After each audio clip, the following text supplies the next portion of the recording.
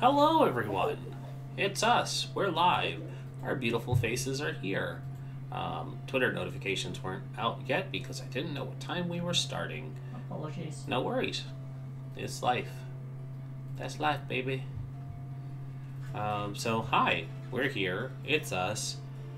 You have the full cast this week. Next week will be Shae 1, and the week after, and the week after that will be Shae 1. But for now, you have everybody, so enjoy it. We'll go do our usual spiel. Grinding Coffee Co. is our sponsor. Grinding Coffee Co. for all your grinding coffee needs. Boop, there they are. Use the Party Wipe Games code for 10% discount. You can use it anytime. It's always good. And of course, I am Rin. I will be playing Zashir the Monk. And they use they, them pronouns. Go and kick it over to Dido for who they are and who they're playing. I am Dido. I am playing Cinder Ashbluff, the Fire Genasi Paladin Warlock, who took the Mounted Combatant feat on this last level up. Oh, right. We gotta go over the thingies. Yeah, we'll circle back to me afterwards. Y'all just keep going. And I can see in magical darkness and regular darkness for far away. Then right on over to Stefan. Hi there, I'm RQ Stefan, and I'm playing the Forest Gnome Ranger Total and Utter Dragon Killer Uncle Kostya. Pronouns typically old fart. Who basically just got a spell slot with this level up, so nice and easy. And last but certainly never least as far as introductions go, Dougler. Hi, I'm Dougler. I'm playing Chell, the Changing Wizard. For my level, I got Haste and Witch Bolt. Ooh. Oh, hello. Kai, stop. Oh dear God, shut up. Why? There is a severe weather warning in your area. Yeah, that. Oof, okay. Oh, tornado warning. Okay. So, Oh yeah, I heard that earlier. Oh, mine decided to go off now. So hey, we need to be just a little aware that that's going on. Okay. Cool. If we start hearing stuff weird, the stream might end abruptly. So, for now, I think we're okay. It's mostly over in Virginia. We're fine. Well, here's the thing. It says in our area until 9:15. So for the next 30 minutes, we need to be careful. Anyways, yeah, to go back and round out my level up, I picked up... nope. Is it focused aim? Yes, it is focused aim.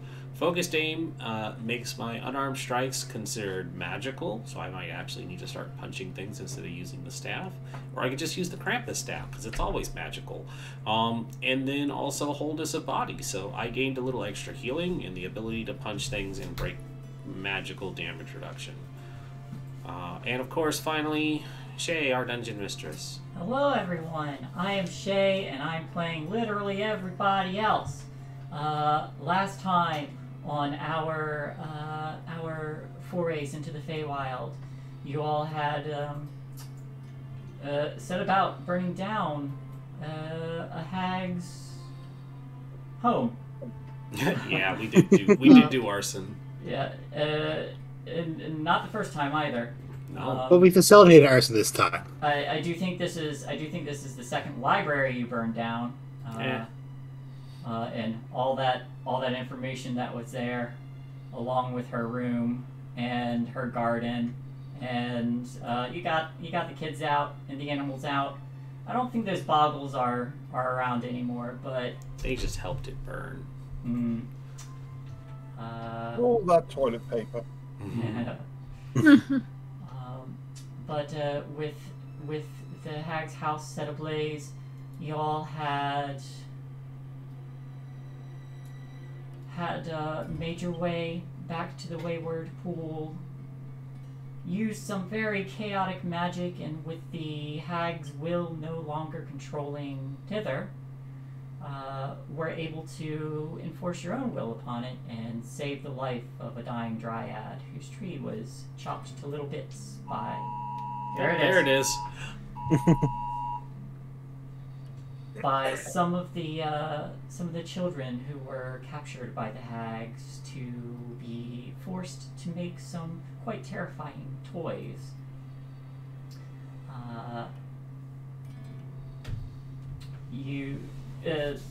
In addition to that chaotic magic, you also summoned a pyramid, which reminds me, I need to roll something here.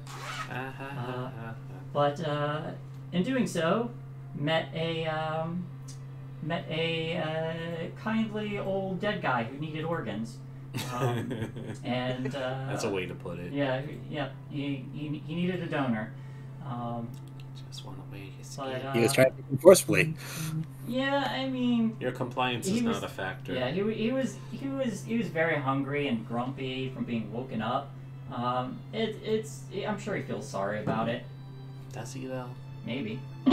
I don't remember. I know Uncle Costi said that he wanted to loot the thing. Did we actually do that yet? We're looting everybody. We did, yeah, because we got a Staff of Frost. Oh yeah, we did. That's right. Speaking of, when you identify the Staff of Frost, there is a mummy's curse on it. Oh no. Nobody touched it, right? It doesn't take effect unless you use a spell level that is higher than a spell slot that you have using the staff. But you might take a little bit of necrotic damage if you utilize a higher level spell than you are capable of normally casting. That's all. I can fix it later. I didn't prepare a Remove Curse today. It's fine. I will use it tomorrow. I mean, what's your highest spell level right now? 3? 3. Yeah, just don't use that 5th level spell slot. I don't wanna. In addition, you had enlisted the aid of Elkhorn, a dwarf adventurer, very old dwarf adventurer, who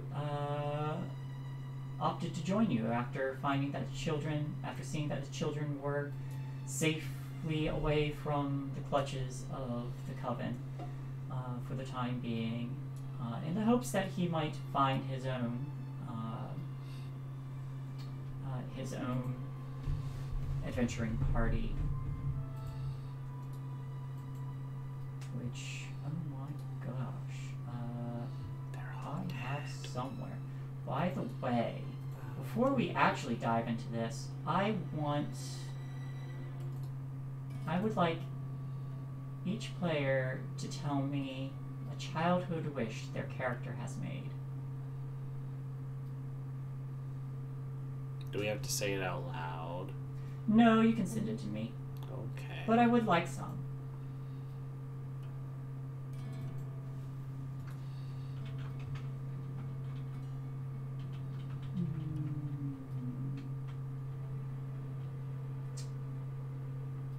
So,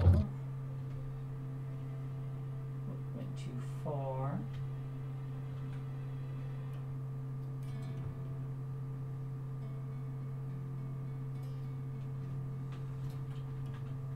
Here we go.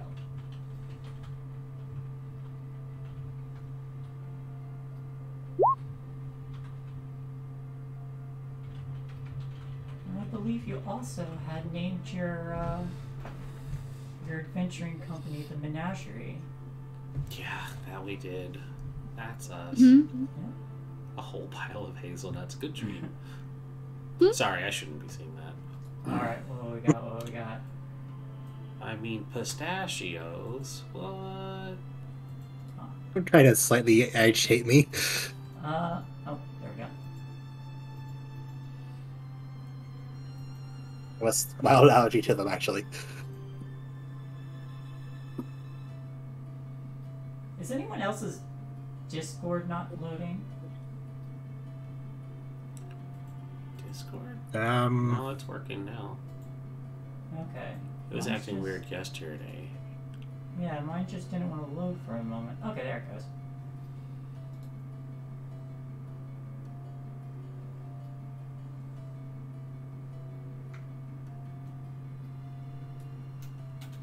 Alright. So you all had woken up, newly rested, and preparing to leave. Is there anything anyone would like to do? Chell wants to do a couple of things, actually. Uh-huh. She wants to ritual cast this, detect magic. Then she wants to drink her diminutive potion, I think it's called. Uh-huh. Because they want to actually explore the dollhouse, because some magic items were in it. Oh, yes. I will have to find that in a moment.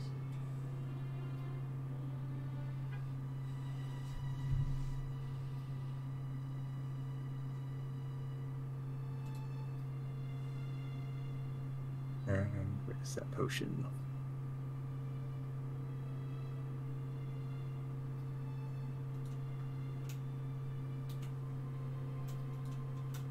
Oh no, Shell is gone. Whatever do we do?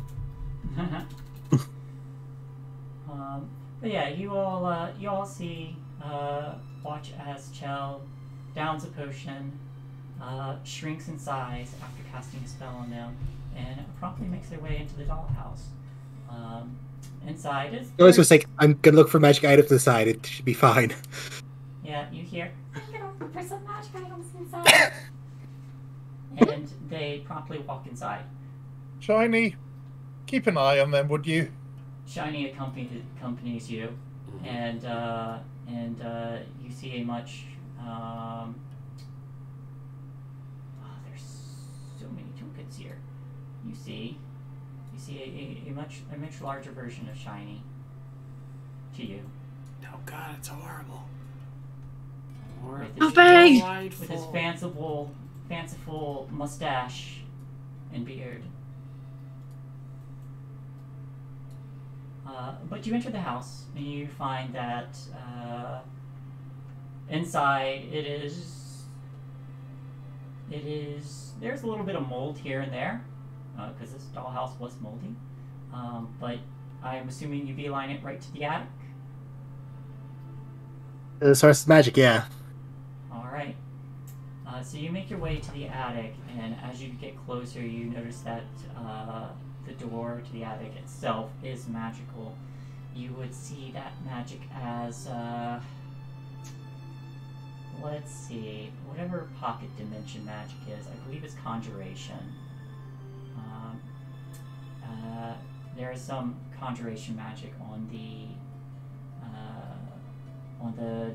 room to the way to the attic itself. And as you climb the stairs and enter, you find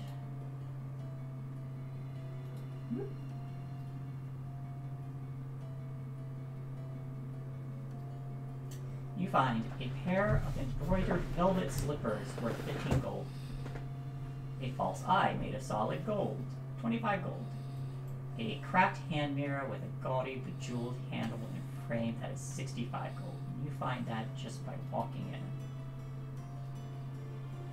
Now,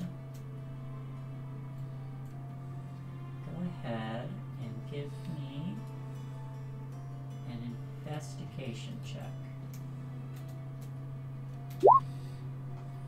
I'm gonna leave the bag of holding outside. That's probably a good idea. Yeah. Oh my gosh, they walk in and immediately it explodes. Mm-hmm. Yep, and everybody gets shunted into the astral sea. It happens to the best of us.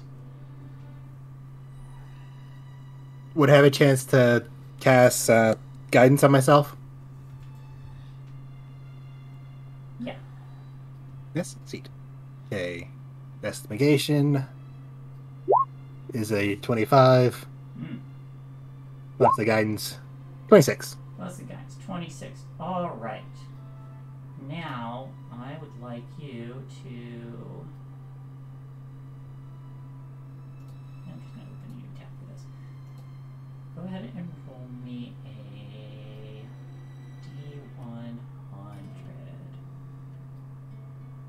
D100. D100? Okay. Yes. Yes, do that. 52. 52.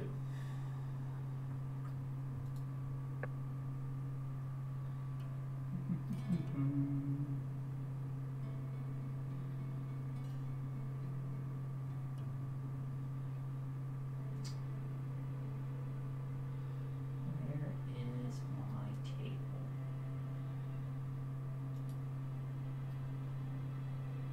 Here we go.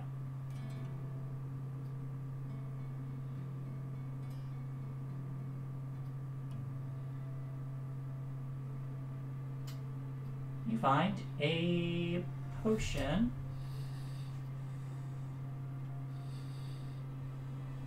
with cloudy green fluid that smells of the sea. It's got a little bubble in it. And no.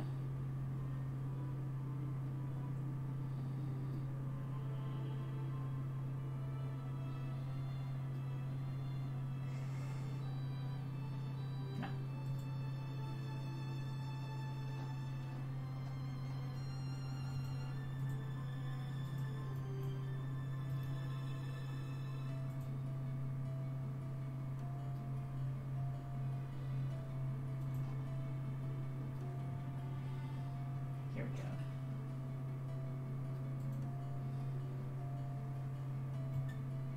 Another potion.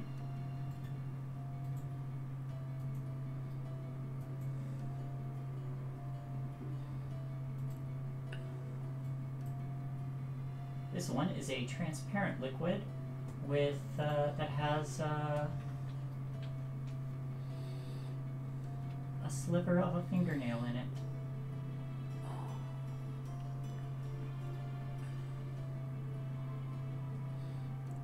That's gross. Mm-hmm. And lastly,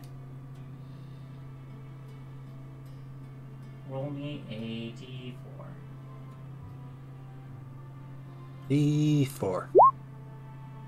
2. 2. You find 2 arrows. 2 very nice arrows.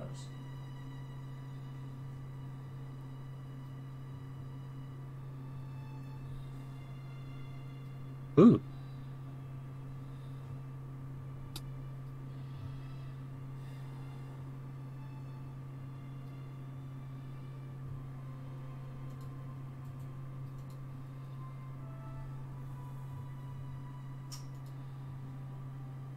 And assuming you take the time to identify all of these, the 2 arrows are indestructible arrows. The 2 potions, one is a potion of giant strength, and the other is a potion of water breathing. So,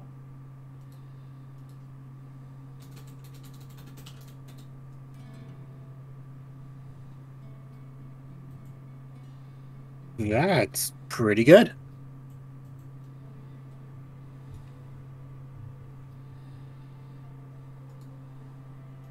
here's one. Oh, Frostbrand strength. Oh.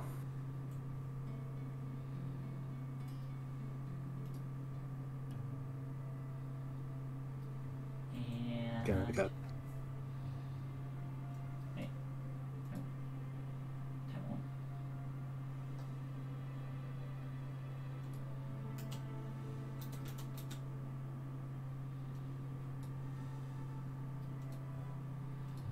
There you go.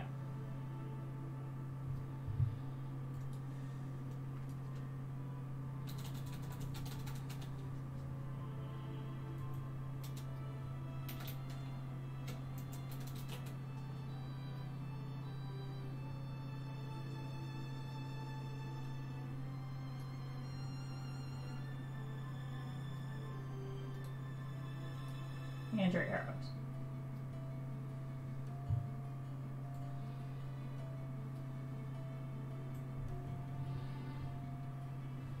Not handy for me, but also who Not somebody quite who some use could out use of. those.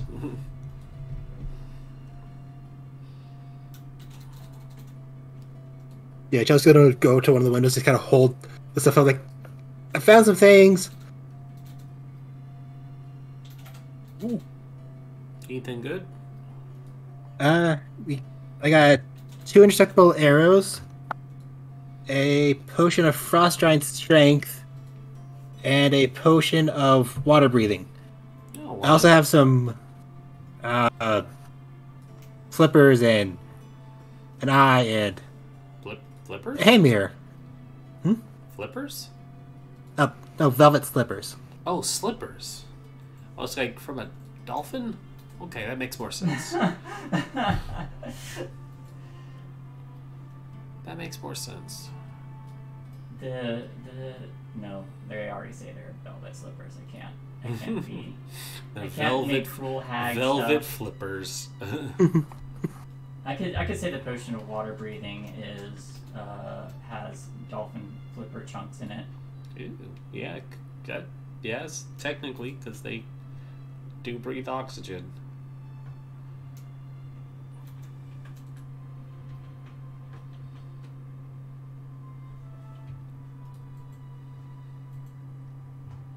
Oh yeah, I need to really see how long this potion's gonna last for. Mhm. It should just be a 1d4 for an hour. They are still small.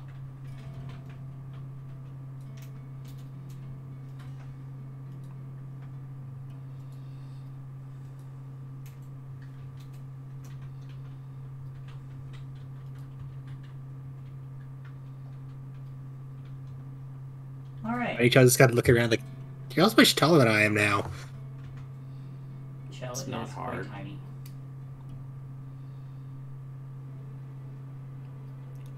You can stay like that. For 1 to 4 hours maybe. You don't even know how long. Nope. Zashir will just kind of kneel down, offer her hand. Oh, come on, might as well get a ride. Gotta have to go to climb up. All right. Yep. You can fit them in a pocket. And that's where they go. Mm-hmm.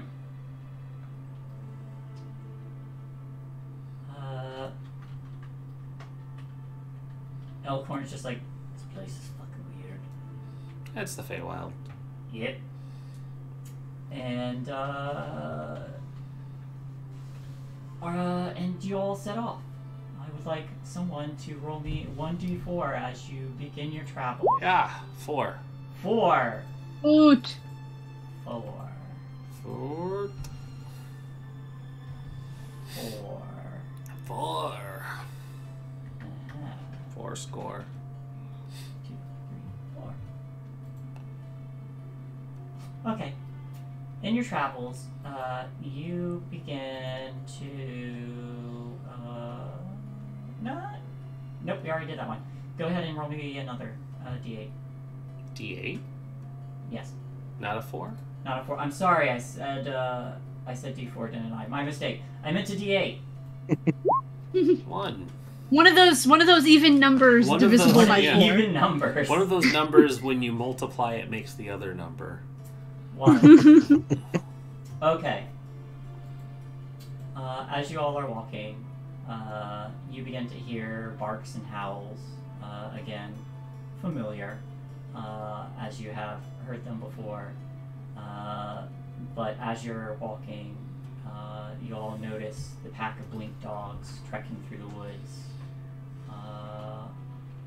When one of them notices you, they give a brief woo, and the others pause and stop and look, and then they begin to follow you, escorting you for a little while, until you get closer to the edge of Tither, with Squirt giving you directions, guiding you on where to go, and you all travel closer into the mists.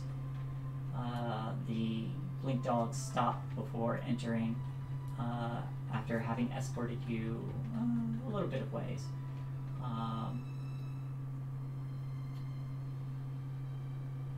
But they all pause on like a rocky outcropping as the mist starts to get more dense, and then turn to leave after you all begin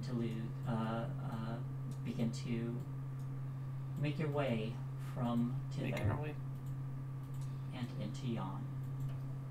Thank you for the assist. Escort. That's One of the bleak dogs, before leaving, looks back and their tail begins to wag, and then they bound off. Sorry. I was just looking through if I had anything, and I really don't have anything appropriate for a dog, blinking or otherwise. Fire. Right. I didn't start it this time. And you all hear, we'll be traveling around the mountain when we go.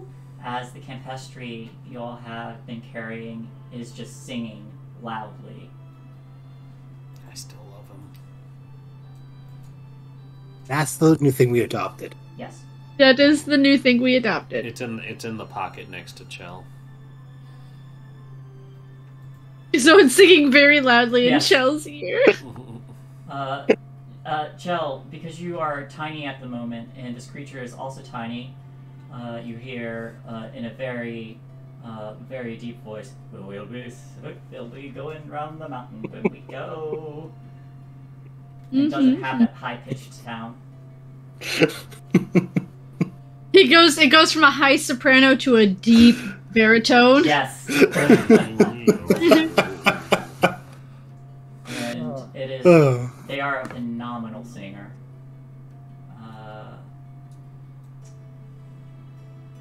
Everybody, give me a perception check. Wait. Can do. Oh, disregard that yawn. Here we are with a... I don't have inspiration. I can't take that natural 20. Shell's in a pocket. Of course she can't. They can't see anything. Well, Yeah, that's fair. You're distracted with things singing at you. deafened by the Oh no. and Yeah. going on. I'm enjoying the music too. Oh no. I like how yours was a natural 1 and natural 20, but we both had 5s and a natural 20. Isn't it great? Just burning those natural 20s early. Yeah. Yeah. Well, I mean, this just sort of sets me This up. all falls on the ranger now. Yeah, well, let's face it. I'm really Uncle fine, Oscar but... is superbly perceptive, even at the best of times. So, oh, okay, 12. You did better than everyone else. Well. All right. All is combined, actually. yeah, technically. You got it. You nailed it.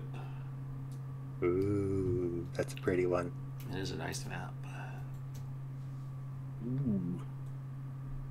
Y'all begin to make your way into Yon itself.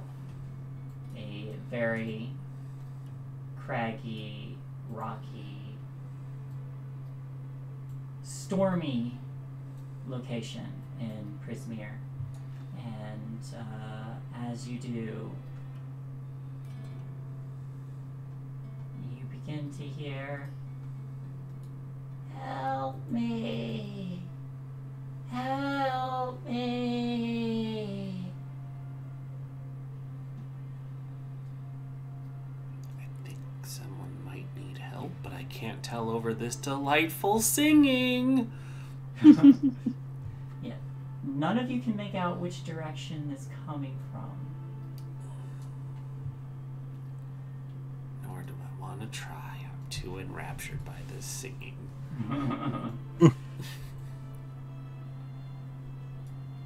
Somebody with a better perception would be able to notice for sure. You may want to change my token. I have 120 dark vision now. Okay, 120 dark vision. I can adjust a ton if you want to keep going. Okay. Alright. You all can arrange yourselves in whatever order you want. Shell, you're considered small right now, or tiny. Tiny. So,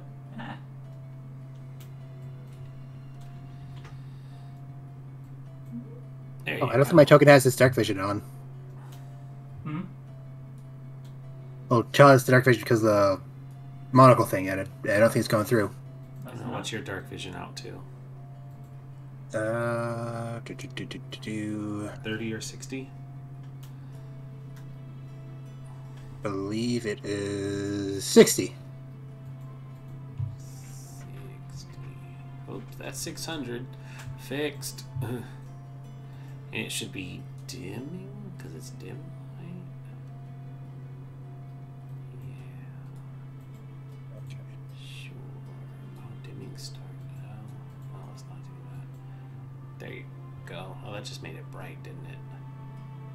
Did that make it brighter for you? I can see everything, I think.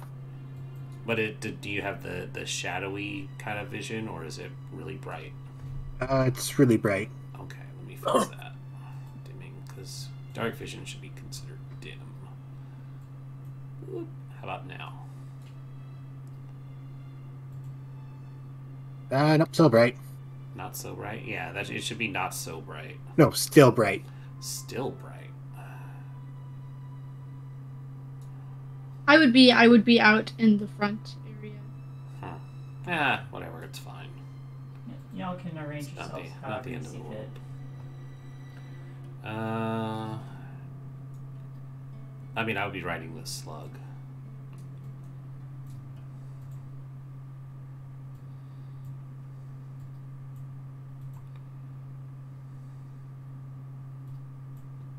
Oops. It put you underneath. Huh. Check over there, actually. Oh, that's what's going on. Oh well. Where'd Shiny go? He went underneath the owlbear. Oh. Whoop. Oh yeah, there he is. Let's move now forward.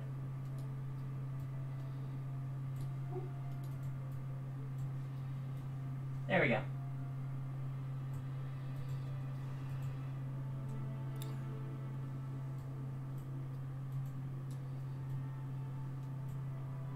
There we go. Just so he doesn't get too far away. Alright. So you all continue your trek. I would be heading in the general direction of where I heard help. You cannot discern which direction that is. Alright, then I will just head in the forward direction that Fort is sending us in. Okay. As you do, I'm going to need everybody to roll initiative. Oh no.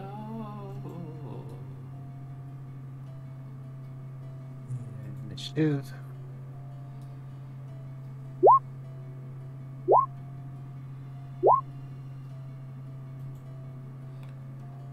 Yeah, make sure I select myself. Can tell.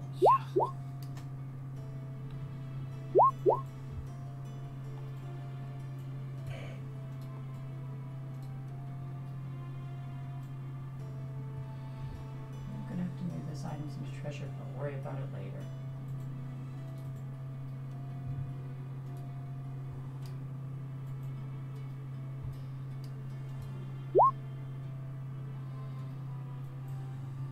They really need to touch up this dark mode. It is so hard to see some of the numbers. Yeah, I noticed Yeah. that too. Really? Also, Elkhorn, you get a roll too. Oh, I didn't mean to hit the Kindle. Did I hit initiative or did I hit Kindle? You had Kindle attack. Oh. Curse is sudden but inevitable betrayal. Kendall was the BBEG the whole time. Alright, Elkhorn, you join us well.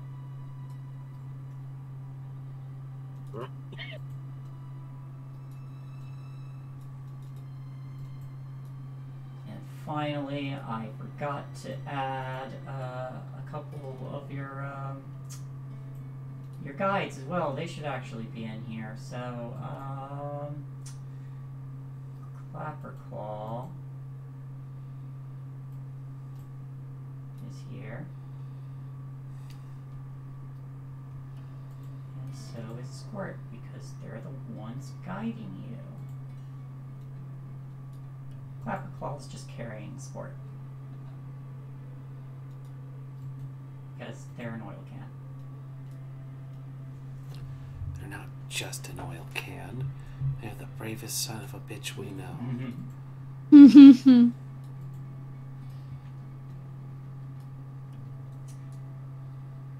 Alright, so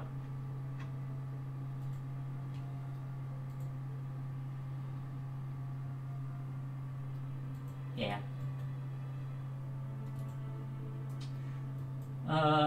Nobody rolled high enough. This thing is getting the drop on you. That's fair. Yeah. I saw our rolls. That's fair. And since Cinder was the first one in the lead, this attack is going to be against them at advantage.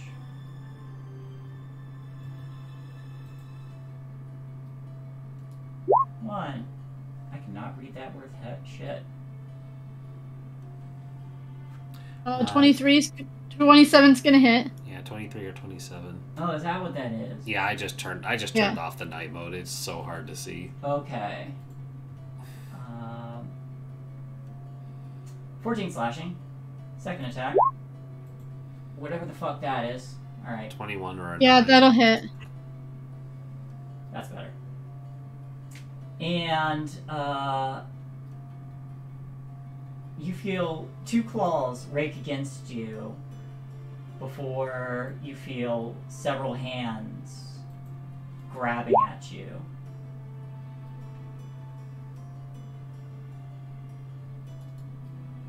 And when you all see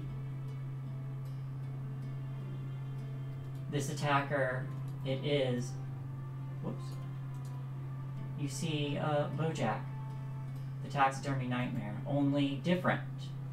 It's grown legs. It's grown hands, mannequin hands. That are its legs. Oh dear. So in addition to the armor, you see the armature, you see the basilisk claws hooked on each of these legs. Most of the flesh has rotted away and has been just peeled away. You see bone and sinew and an interlocking rib cage, and around that rib cage, like in Kingdom Death, there are mannequin hands underneath it as the rib cage opens up, and these hands try to feed Cinder directly into its belly. With most of the legs, it is clinging to the tree she is beside, and the spine looks like it's a bit elongated, so the neck hangs out, and within the skeletal frame of the horse skull, you see Chucklehead bound to this thing.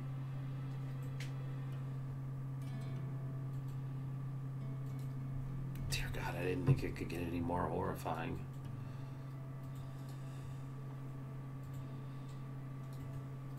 But you are considered grappled, and then it gets its bonus action, which it is going to use to swallow you.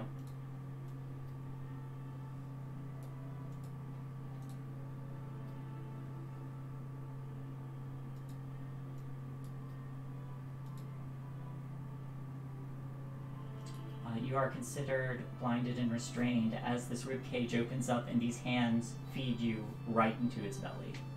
And the ribs close around you.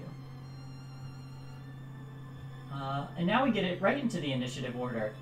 The animated Cole's turn. Yeah, it's gonna set this bitch on fire. Oh yeah, is it still inside you? We're inside there with you. Yes. Amazing. Okay. he was always in my hair. Okay. They are inside as well. 24. 24 hits. So it's 2 fire damage and this thing is on fire. Alright. 2 fire damage. And it is on fire. And I assume they retreat again into the safety of your hair before they get digested.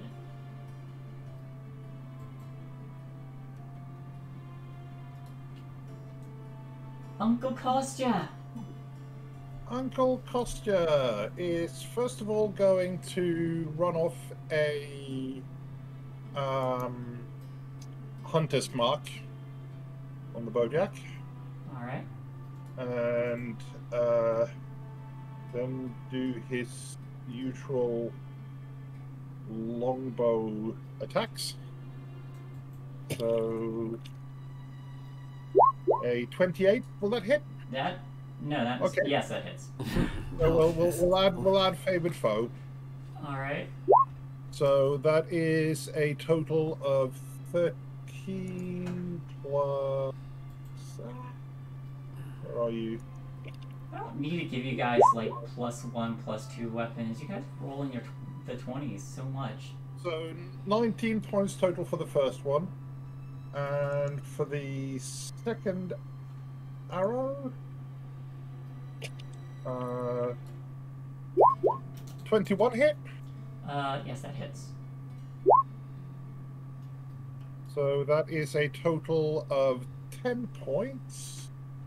And the Hunter's Mark, is that the first time only on a round, or is it every whenever I hit? Okay.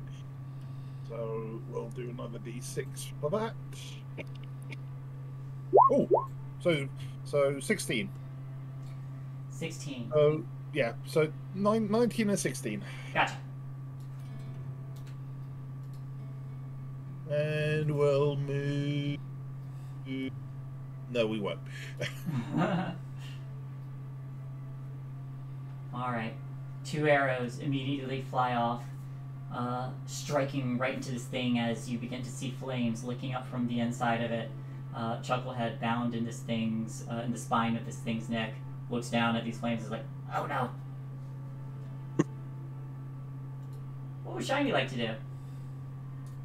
Shiny is going to merely jump off the owlbear for most of his movement. Alright.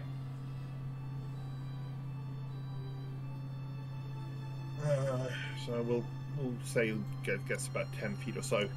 Yeah, just to get up sort of a little bit closer in case he's needed, but he doesn't want to get too close. Alright. Elkhorn is going to be like, the fuck is that thing? And take out his longsword.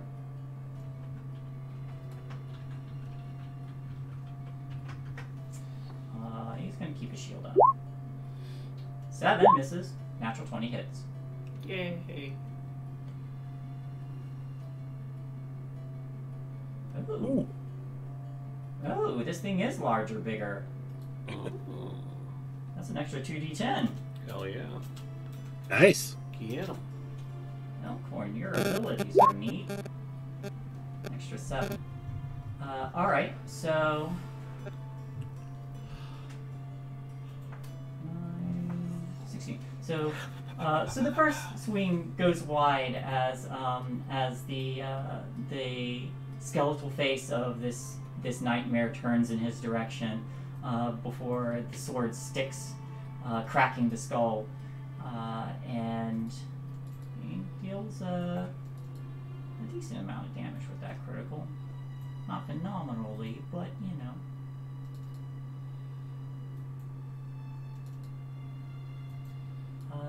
Cinder, you are restrained and blinded. What do you do?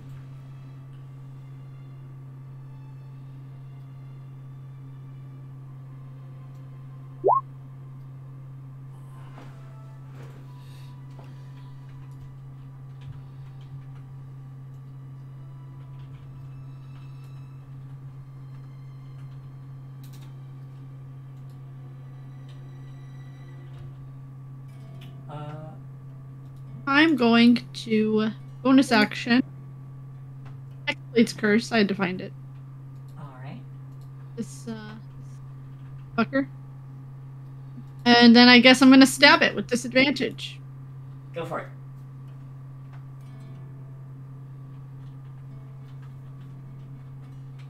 Six or six. Both of those will miss. Well, it's a 14, but still. Yeah, both of those miss. And that is my turn. Alrighty. That was weird. Yeah, it's my chair being weird. No, my whole screen just went orange. Oh. Mine Just did like flash orange. Mine did a. My Twitch screen did a little flicker. Might just be Twitch. Oh.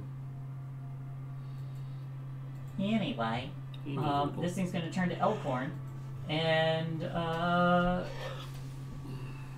Oh, 4 fire damage. 4 fire damage. 24 hits, 25 hits, and the hands grab at him. 23 does hit. So he's like, "Oh fuck this." Takes a total. Oh geez, 32. Plus 10. 41. Oh no. Is he dead? No, but he's hanging in there. He's not looking good. You see these two claws rake into him, knocking his shield back and tearing into him before these mannequin hands grab him and pull him close. He cannot be swallowed, but he is grappled. Oof, that was a bad turn for him. And then the armature is going to... Do I take acid damage or anything from being inside that stomach? Yes, I think you do. Hang on.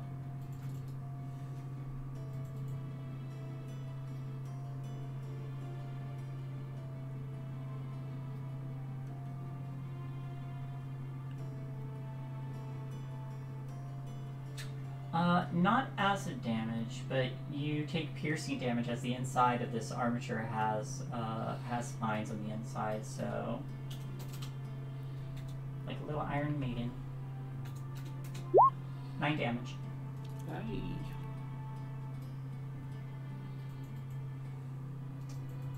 Then it's going to hop down onto the ground and move 5, 10, 15. No, it's not. Yeah, it is.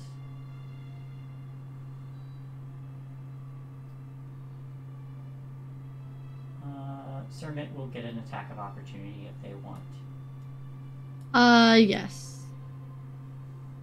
I probably would have had him attack, but I wasn't on him. Yeah, you can roll him into initiative if you want him to join back. I was just gonna have him go on my initiative. That works too.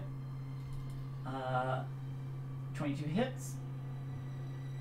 That's 10 piercing to poison. And the target is grappled. Oh, okay. He can't swallow it because I think it's bigger than him. Yeah. Its movement would drop He to 0. He lashes it with his tongue and keeps him in place. Oops. So Bojack does not begin to slink away. It is immune to poison damage. However, that 10 piercing does snap and bend at some of those hands. Whoops. What did I just do? That's not what I meant to do.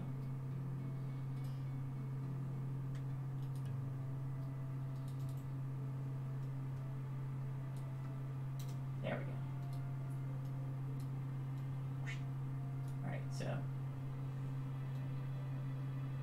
does not make it away, but he is lassoed by that tongue, and then the skeletal face turns towards this frog. Sashir, what would you like to do? I'm gonna punch you in the face. Okay. Do. Stay here. Gonna set Chell down onto Happy. And I can get here in 40. So I'm gonna do that. Alrighty. It doesn't actually.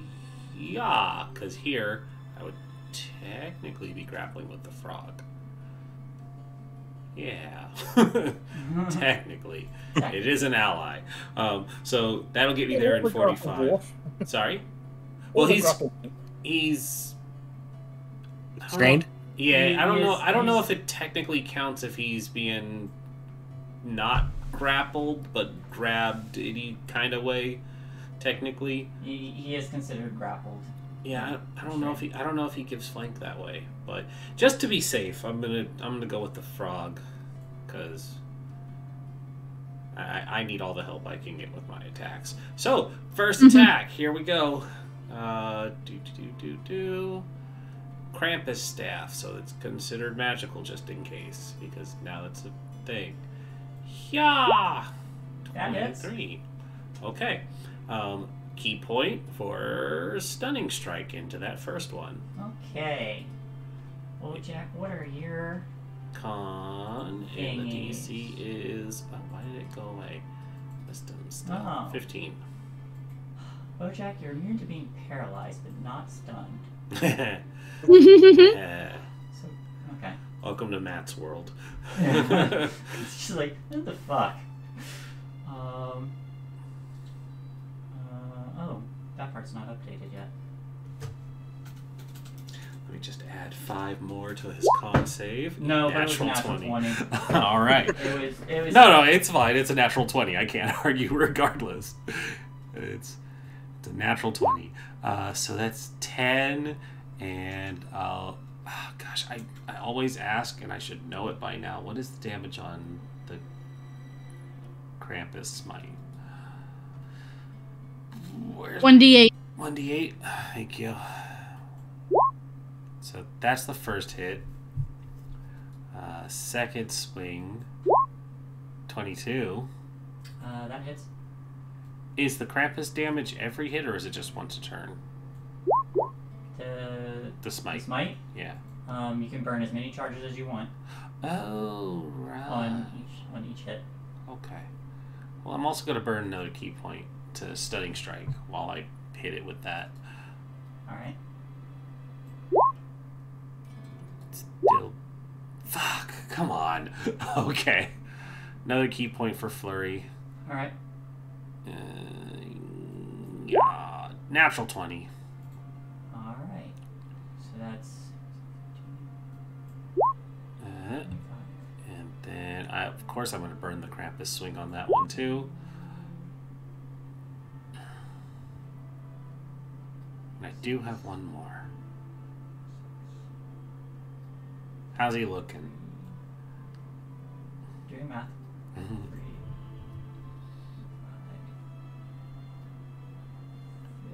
50.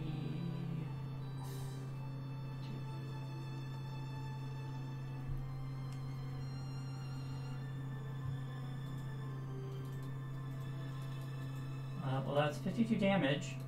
All right. And your turn. Last swing. Still standing. 20. It's looking pretty beat up, but still standing. That's only 6. And open palm.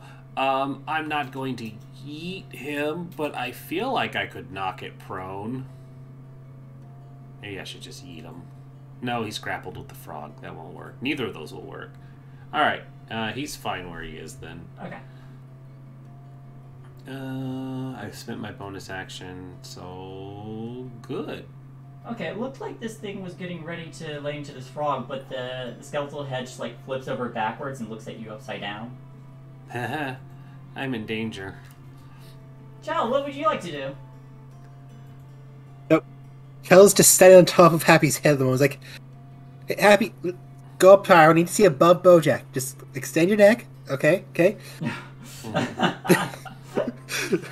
Now it just extends you on an eye stalk. Now that Joe can see above Bojack, they're going to point at Sashir.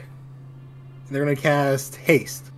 Ooh, You feel hasted. I feel hasted. Gotta go fast. This thing looks at you, and then you feel a little bit unnerved. Start vibrating uncontrollably. Yeah. You have +2 to your AC, and I believe an extra action. Yeah, it would be an extra. Can Can be used only to make an What I attack. shoot with. Oh, it actually specifies one weapon attack. That sucks. Yeah, it's just one extra swing. Yeah. It's still pretty good. Still helps. No, it's still an extra swing regardless. And 2 AC. Yep.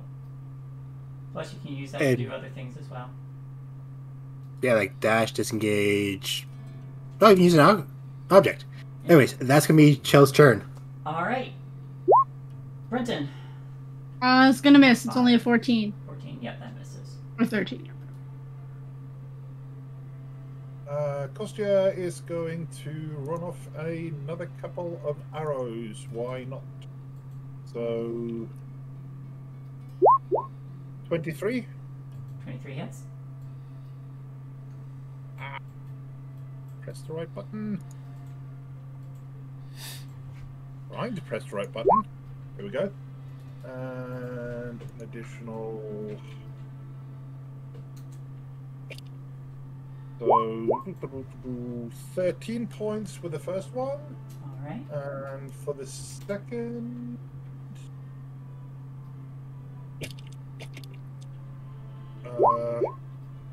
Dirty 20 hit. That hits. Okay. 60 plus.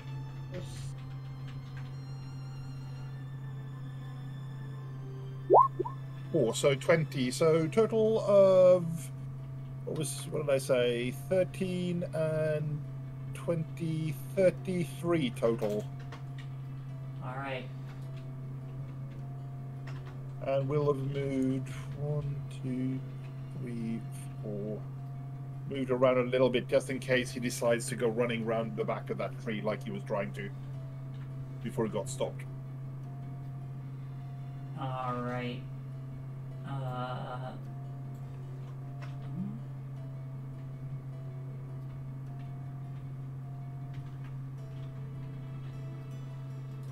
Is Shiny gonna do anything?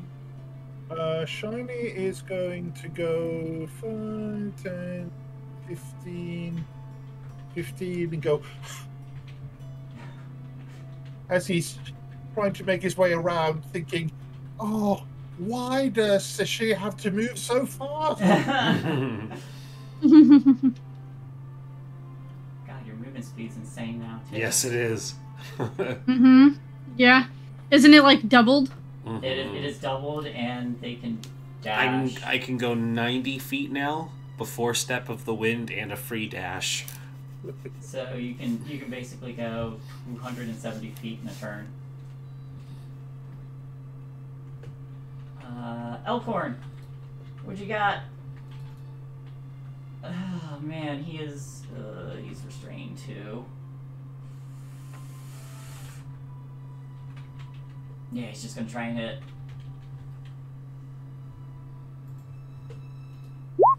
That misses. That actually hits. No crit though, unfortunately. He struggles and begins to like jab at this thing as these hands squeeze him. Cinder, what would you like to do? I'm gonna try and get out. Okay. Go ahead and give me a strength athletics check.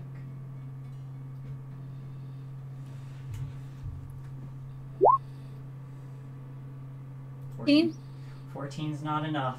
You begin to try and force your way out these ribs. You begin to the interlocking ribs. You begin to force apart, and you get to see a little bit of the outside, but it's not quite enough. Then I'm assuming I'm gonna take damage again. At the start of your turn, or at the start of Bojack's turn. Oh, it's at the start of Bojack's? Your turn. I'm sorry. So yes, you do take damage. Then I will Hellish Rebuke. Okay. Rebuke. You take 7 damage, and Bojack takes... Oof. Damn. Item. Nice. How can it save when it's inside? There's just a... Yeah. I'm on the inside. 27. Oh, Bojack. 29. And it's a dexterity Oh, no, saving that's throw, right. and it's restrained, so it has disadvantage. Does it get to roll at all? Because it's in its body. How is it going I to was not. going to dodge? give it disadvantage anyway, unless it just like quickly like vents that flame. Just burps really quickly. Yeah. Mhm. Uh,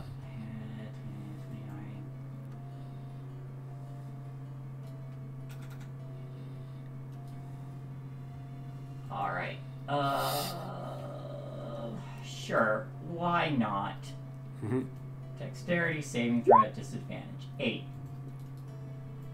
Takes 27 fire damage. Yep. 29 fire damage. 29 fire damage. And Fine, 29. yeah. Go ahead and roll that fire damage that Bojack takes. And Sir Mitt can't do anything because he's already biting. 3. All right.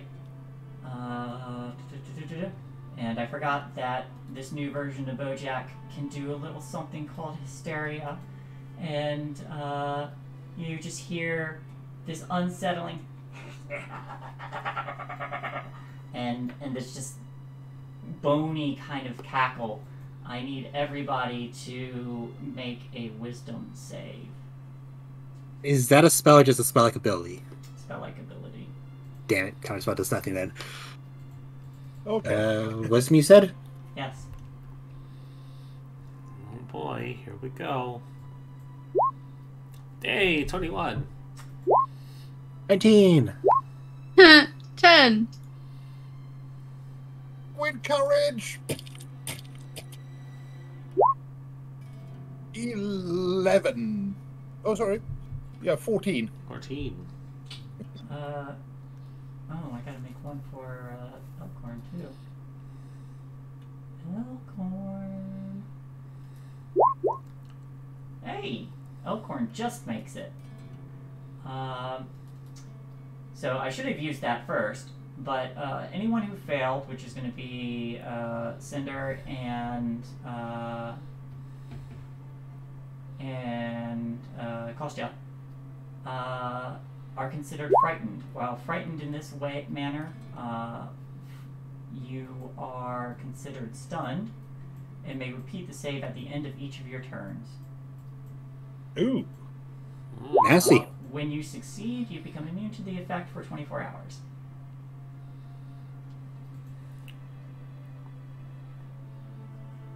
I'm not even worried about it. It's unsettling, but yeah, you're not worried. It's pretty however, horrifying. Elkhorn should probably be worried because these hands... He's gonna catch those hands. Let's hope so. 20 hits, unfortunately. You see these mannequin hands wrap around Elkhorn and just squeeze and squeeze before you see blood come up and go in his beard, and Elkhorn goes limp. And then, turning to use this year, this thing twists around unnaturally, and the 2 claws are going to go for you. Bring it! 14. Miss! 14. Miss! Bat, bat. Block. Yep. You through this haste, you are too quick for it. Elkhorn, you are down.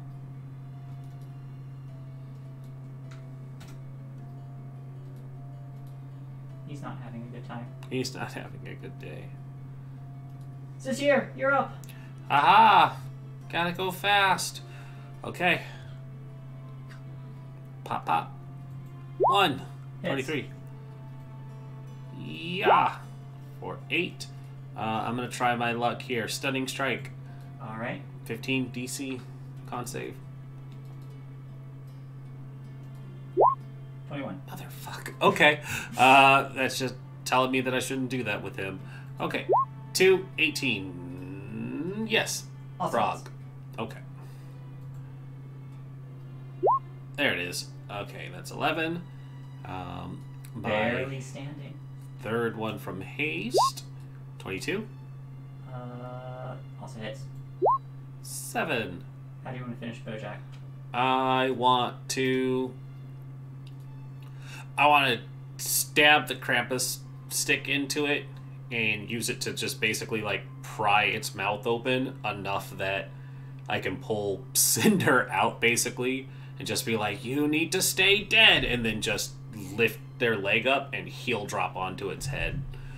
Alright.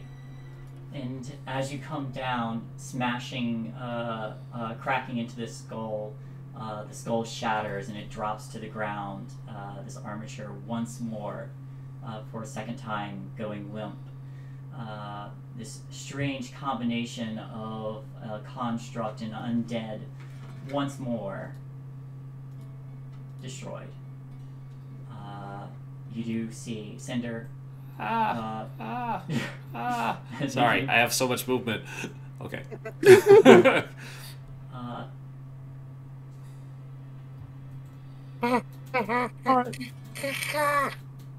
All right. How much movement Y'all do are- you Who have? gives a share the zoomies? Y'all When- are moving so slow. When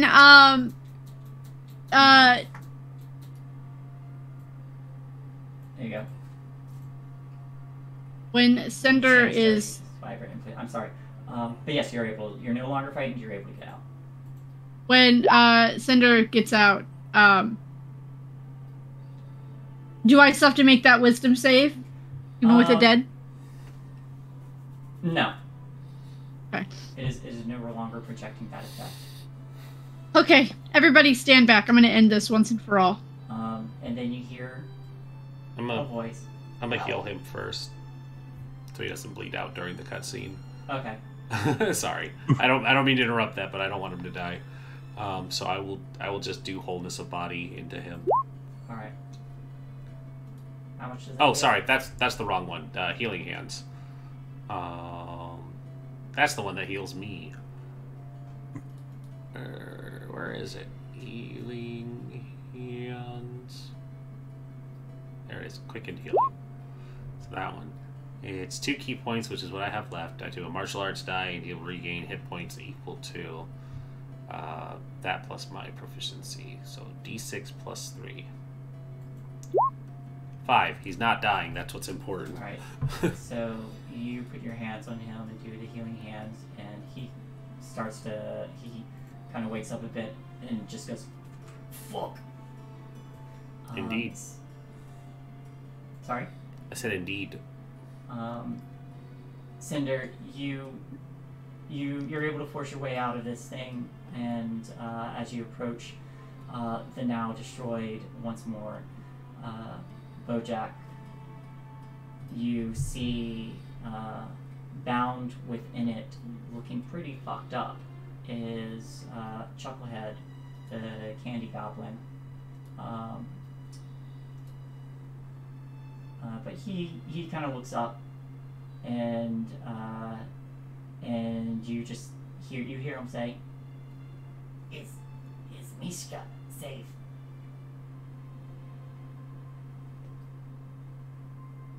Who's Mishka? Maybe Dido as a player doesn't remember.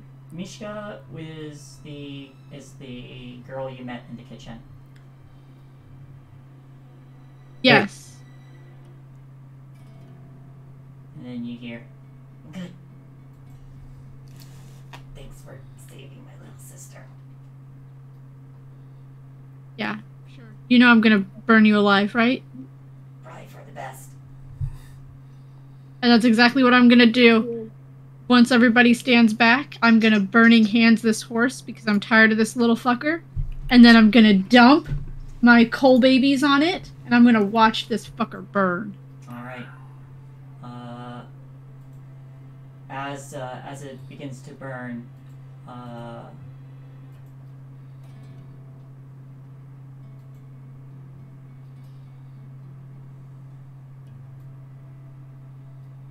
Chucklehead Doesn't flinch or anything. But he just says, "Thank you." He was dying anyways. Yeah.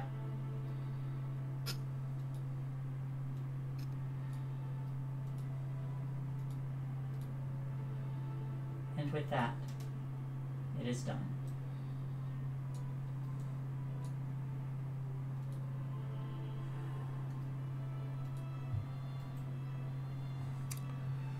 Man, I get sick of seeing that thing.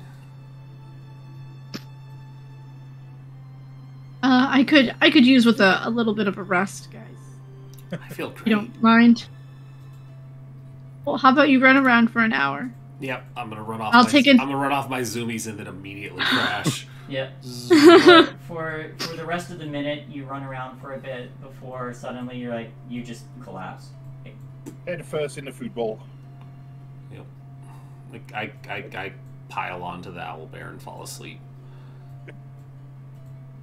I lean up against Sermit, give his tongue a pet. Did good. I'm gonna take a short rest. Sermit happily chomps on you, doing no damage. But No bellies this time. Bellies later. Yeah. He'll let you go and you can rest. Elkhorn is definitely going to roll his hit dice, because damn. Yeah, tried to murder him. Yeah. I was at 23 of 50 something.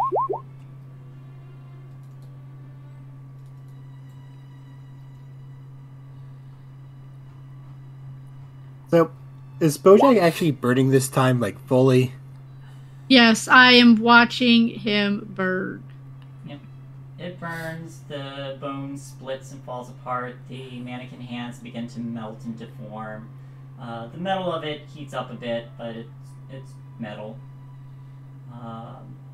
It probably warps a bit, scores, and eventually all that's left is the ashen remains of this undead construct.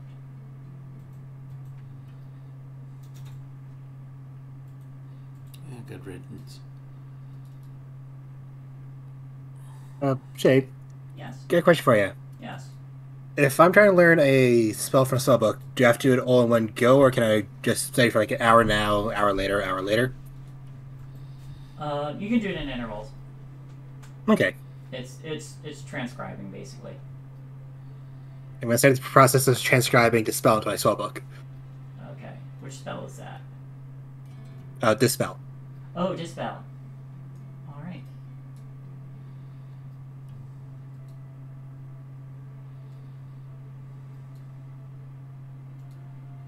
I'm going to write that down real quick, that I did an hour of it.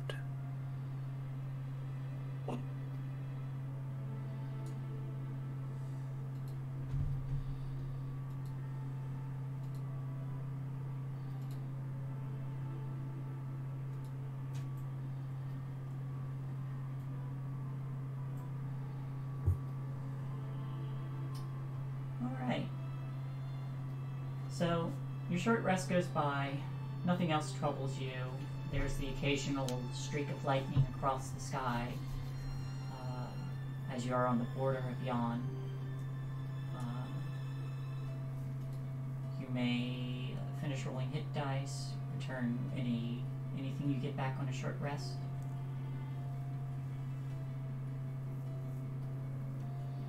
And you are free to continue.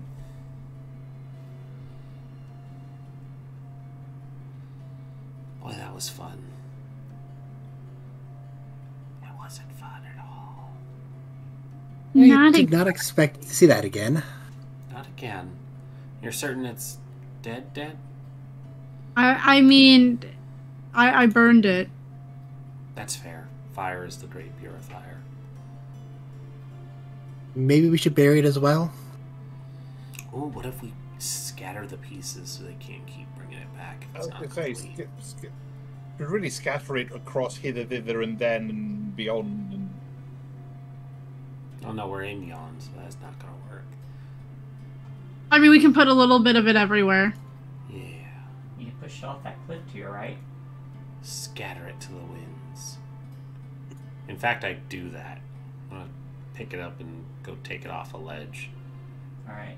You kick this thing once Fuck more. off, Bojack. We hate you. Once more out of the figurative window as it falls and disappears into the mist.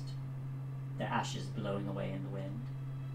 I scatter a little bit in one direction and a little bit in another direction, and then a little bit in another direction, so that, you know, any hags that might be waiting with a filter vent can't just scoop up the pieces and be like, aha! Anyways. With the four winds, as it were. Yeah, I do scatter it to the four winds, so it cannot be reassembled. Okay. Well, the body of Bojack attached to during Nightmare is no more. And next thing that attacks you is the ghost of Bojack. That checks out. Probably not. It has no spirit. That being said, what would you all like to do? Figure out where we're going. Squirt says, "Oh, well, you wanted your way into Yon. First, we should probably finish crossing this path here." Wait, are you saying that we wandered over YONder? Yes. Roll credits. So, you all stand on a path that winds between rocky crags on the mountainside. The sky is dark, full of thunderclouds. There's howling wind, and for a second, nope, you already know that. Lightning continues to streak throughout these mountaintops, illuminating a distant pinnacle of rock that has a foreboding castle carved into it. I was going to point at it. It's like, so we're all guessing the hag's there, right? Yeah, that's probably the spot. That would be the spot. It's kind of ominous. Mm-hmm. They hags tend to enjoy their forebodiness. Anyway, I take it that's where you want to go. Maybe not the first place. Might want to look around and see if you can find any allies or help. Well, if you're looking for allies, I suppose everyone... Actually, Sashir, you're the one with the highest passive perception. Oh, alright. As the lightning streaks across the sky again and illuminates the area, you see two figures that are standing on an outcrop of rock, outlined against the stormy sky. One is a slender figure, very hard to see. The other looks like a flower, a moving flower. Ooh.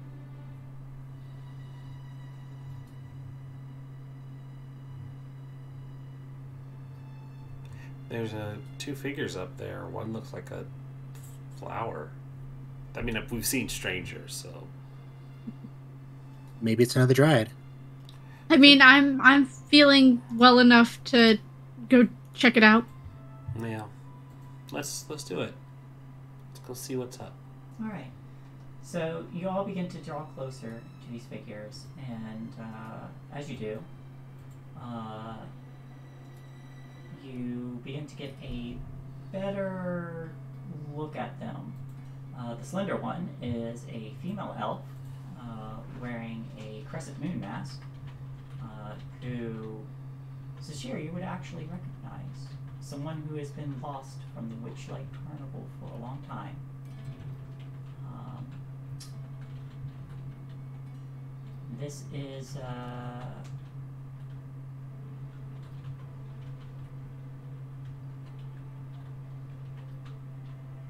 This is Gleam. you would know that she or he, depending on their mood, because you would also know that they can become any gender or switch between genders due to a blessing. She has a twin sister named Glister. The other figure is a 3-foot-tall dandelion with a small rapier strapped to its stem. And then there's a honeybee the size of an orange that buzzes around the dandelion's bright yellow head. Gleam is the first to notice you, and she points in the direction, your direction as you approach, and the dandelion spins about and draws its rapier, assuming a defensive pose, as the honeybee begins to fly circles around the two of them, going buzz, buzz, buzz. And the figures you see are one dandelion. Oh God, they killed Those that are thing. so cute. No, they murdered Dang. somebody. Look at him, he's dead. I mean, it just looks like a plant. Maybe. Yeah. The other one's a plant too, and it's covered in its blood. I've burned down 2 houses, That's and I fair. just The weed literally. killed the real plant against me.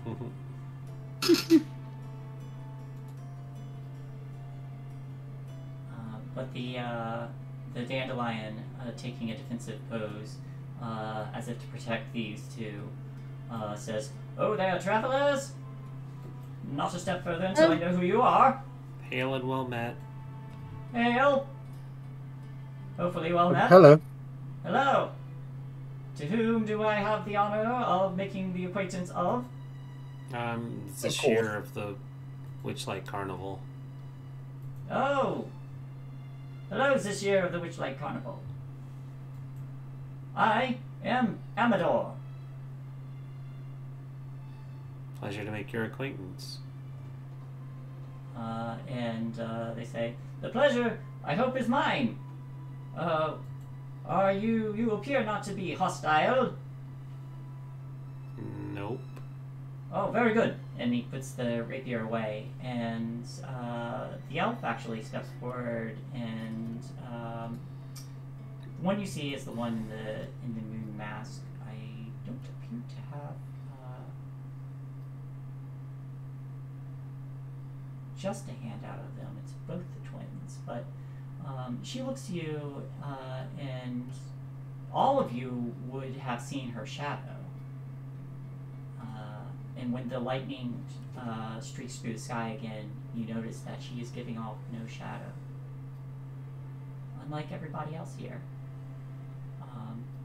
But it takes her a moment. She kind of like cants her head for a minute before saying, "Sashir, is that you?" It is. Hello. Oh, you wandered into a terrible place. It couldn't be any worse from where we started. They take a moment and stare in the direction of that castle. Find that a little hard to believe? Oh, well, you wouldn't believe our success. We're helping.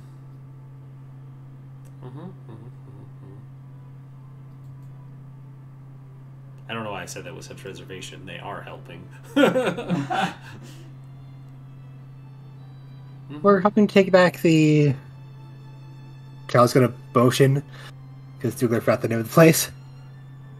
We have already helped deal with 2 of the hags. It's true. Amador speaks up then. "Ah, I see. Well, I myself am on the run after freeing Pollinella here, Queen Bee, from her Cyclops beekeeper. We had to cross past Gleam here, and after hearing this poor girl's story, I am resolved to assist her." Gleam speaks up then. "Indolin Moongrave snipped off my shadow using a pair of magic scissors. thing I'm most worried about is that she has my sister. We need to rescue someone? Your sister? Yes. And you would remember her twin sister being Glister.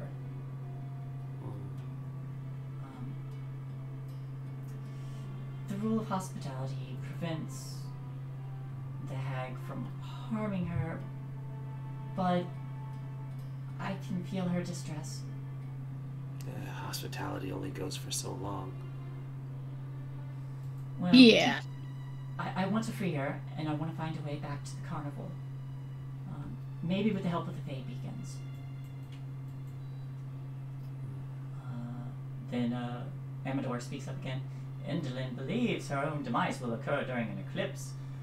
Because there is no moon in the sky over here, the hag assumes the eclipse will be a symbolic display, rather than a literal one.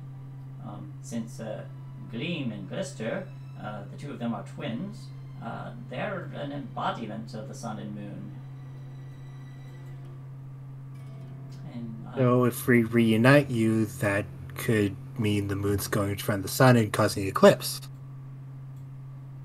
she separated us for that very reason.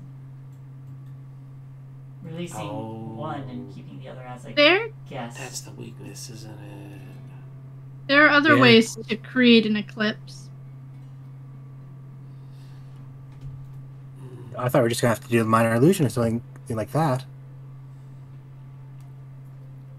Might work. I mean, I would show you, but it would waste some of my resources, and if we're going on a Spoil rescue the mission, surprise.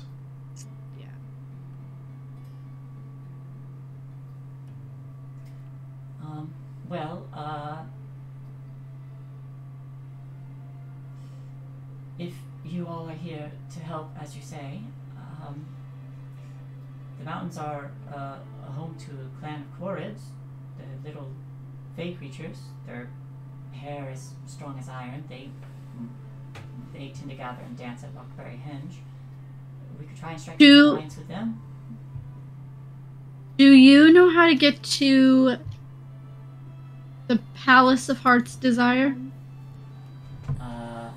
Amador speaks up and says, "Well, I do. I can lead you there. If you are willing to assist us." More than. These are friends. Wonderful! Did you hear that, Polynella? And the bee begins to buzz. Buzz, buzz. And he adds, well, in addition to the chords, there is an elf prince named Alagarthas. That sounds made up. Hey, Shell, you want to marry another prince? No, thank you. Why, I did not realize I was in the presence of royalty, your majesty. They Technically correct. Mm-hmm. And Oh, Chell's a double monarch. Gleam does kind of nod again at that. I can see the blessing of the monarch on her, so yes. Yep, that's the only reason. Exiled and deposed.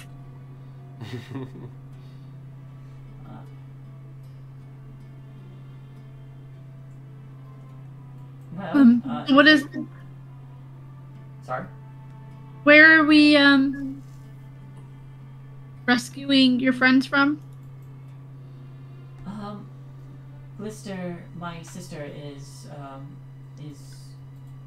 a guest of Indolin Moongrave. Does Glister, your sister, have a blister? I don't think so. That was funny. Okay. So- That's a good one. She takes a moment and she looks worried. She looked worried for a minute before she's like, oh, She's clever. yes, I got it. Sometimes when the fire doesn't get to me. Which is why I asked about blisters. Yeah. I mean, you're made of fire. I would hope you don't get blisters. That would be agony. No, but I can give them. You can give them, okay, to other people who aren't made of fire. Yes. And And Amador speaks up. Not me, I would just turn to ash. That would be terrible. I agree with that. It's true. Thankfully, she chooses who she burns. Yes.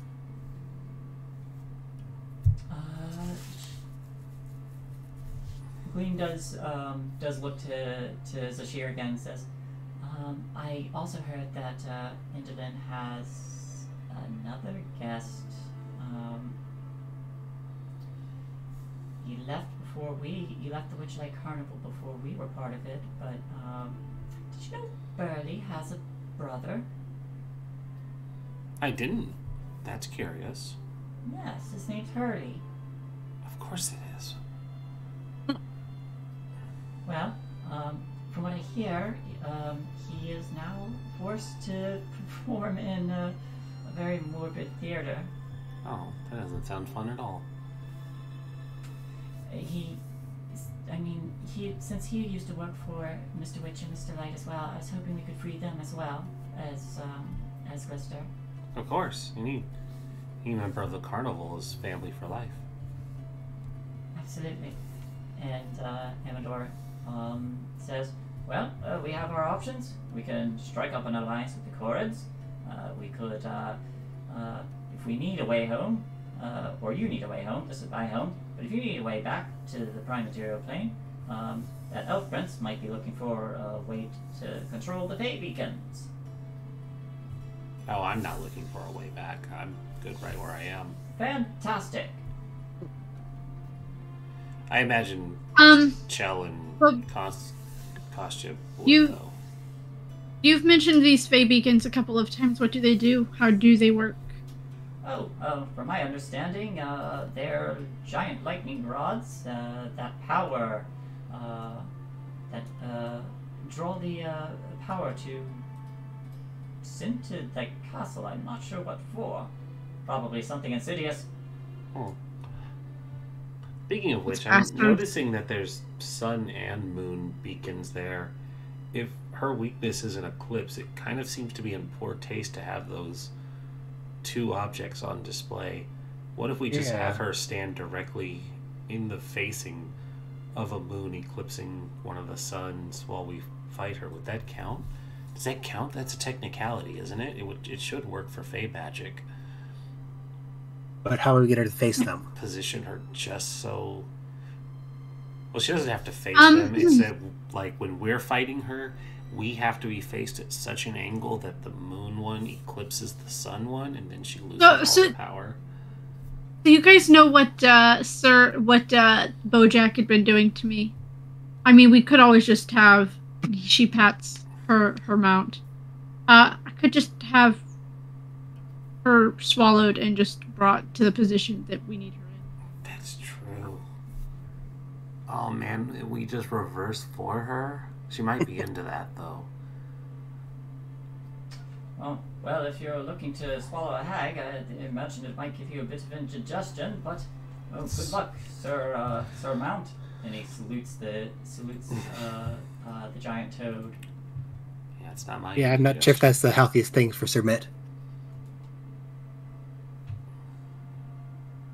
I mean, we're not going to go there. I'm not going to say it. Because I just thought it, and it would sound even worse coming out of my mouth. Why not speak what's on your mind? He has a fire thing in his belly all the time. It can't be that much worse than a hag. True. Well, if we have a plan in place, we should take our break. Alright.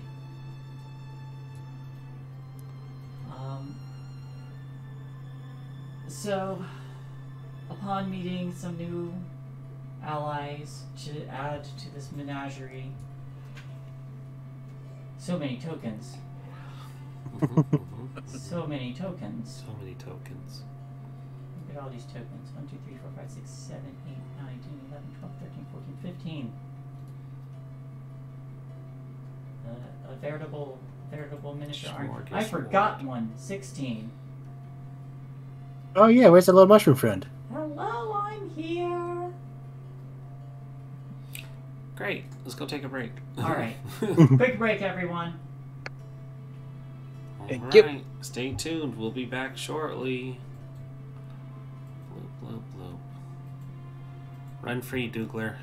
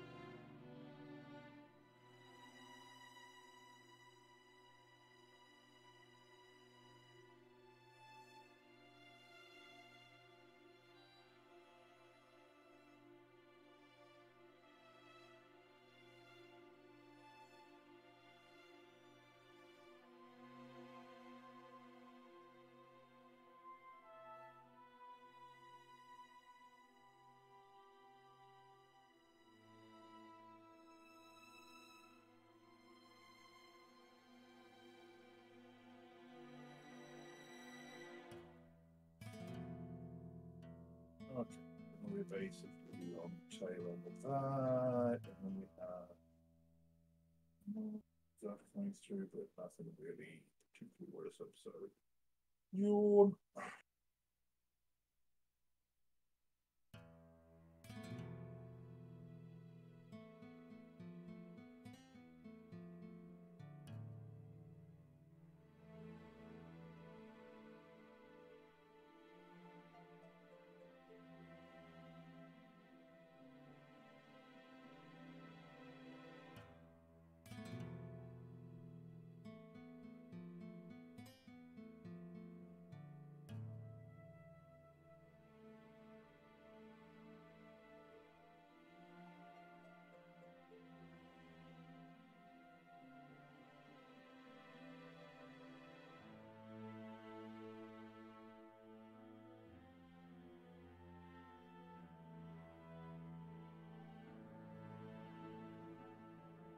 But before you give me a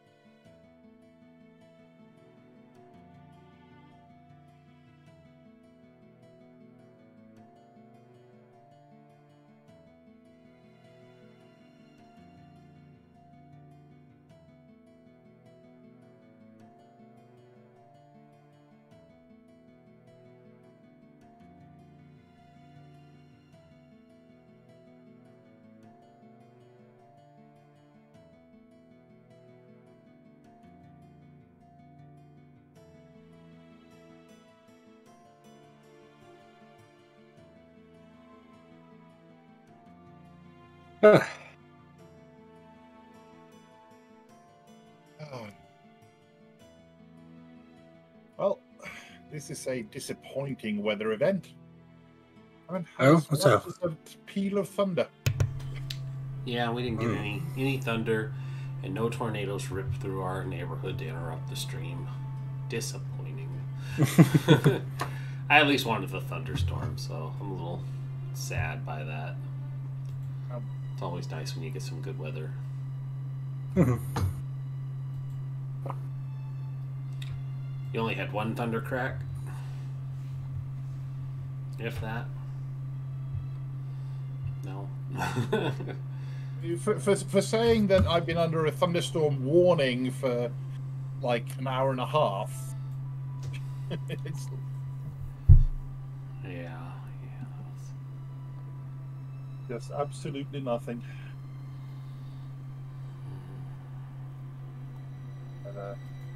No, I guess I'm just having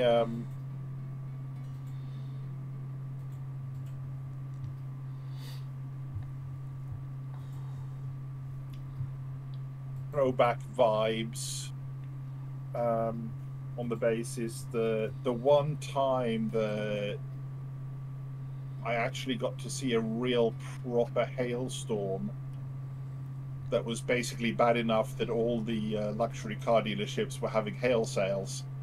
I didn't realize that that was a thing. So the 20 years since then, I keep sort of going, oh, good, it's a big thunderstorm. Maybe there'll be something worthwhile picking up, but nothing ever comes of it. Might be being in Canada. I've never actually had a good hailstorm. I've had like little tiny BB size hail, but I've seen some no golf balls. Yeah, I've seen some golf ball sized ones. But that was, like Stefan said, like 20 years ago, 20, 25 years ago. I was like, nothing good now. I miss a really good storm. Yeah. Need some super storms. Yeah. I spent 15 years in the Midwest, so the concept of horizon round lightning, cloud to cloud, is just one of those sort of, yeah, that's kind of cool.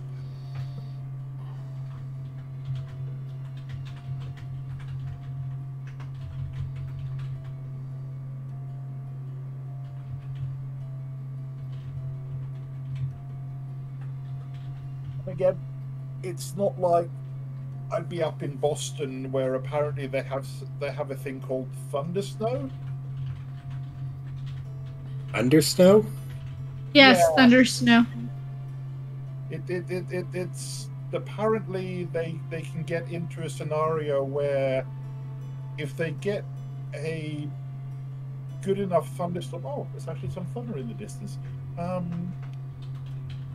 If they get a good thunderstorm in the middle of the winter, they can get thunder with an absolute downpour of snow, like multiple inches an hour kind of snowstorm.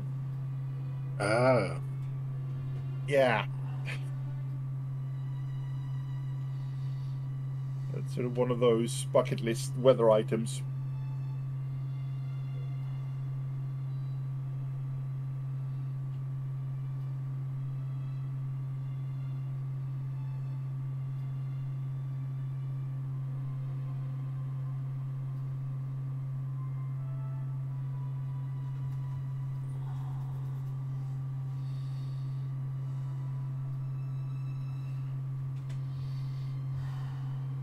Let's see, we have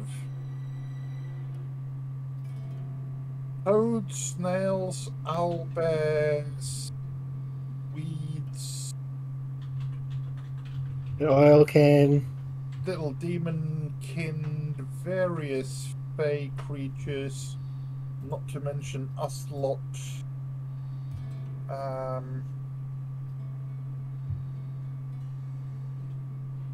Probably just missing a hippogriff or a griffin, or so we need a flying mount of some kind. Yeah.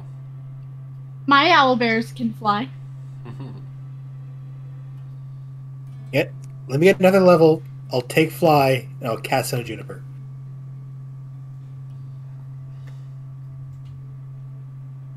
I will admit that the thought of somebody casting fly on the snail.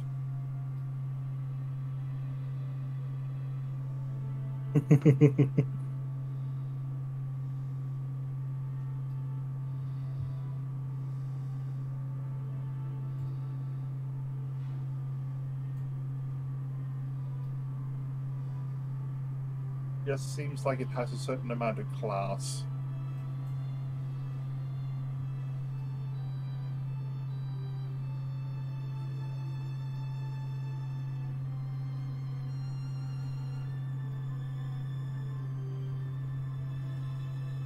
You know, I think it might be harder to feed our mounts in this area. I don't know. The owlbear and the toad will probably make do hunting on their own.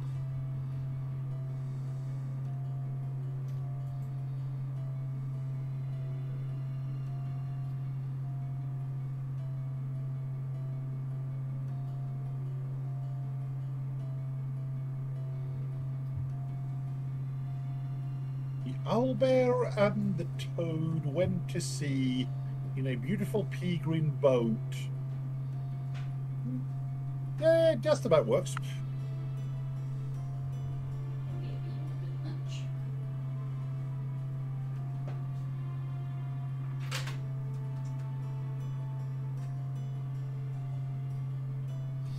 Oakley dokley day. Is that everybody back?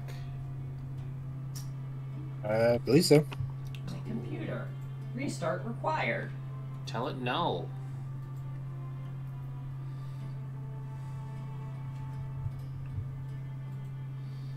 My hair. I'm gonna crawl in your mouth. That's normal. Shae's hair is weird. Or just normal hair. I don't know how it works. Mine stays short. Long hair with a tendency to curl? Yeah, it's normal.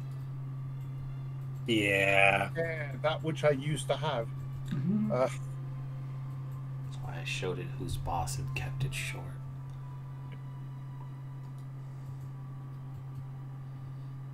I ended up not wanting to go to the barber during the pandemic, so it's been about a year and a half.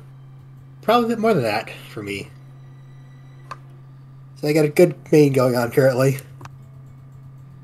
Must be nice. Mine just curls infinitely. Anyhoodle, I would take the away screen down.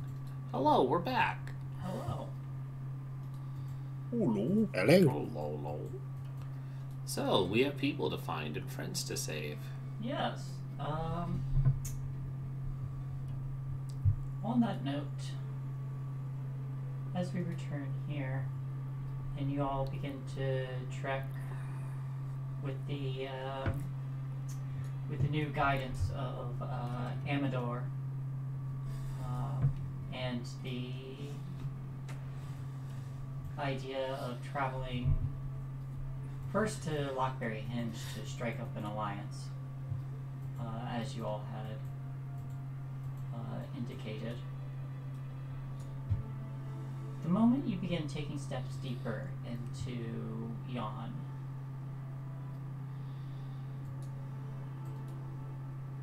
Constantine, you start to feel a nagging sensation. And as lightning once again flashes overhead, you are once more drawn back into the room you had as a child, and you have at your side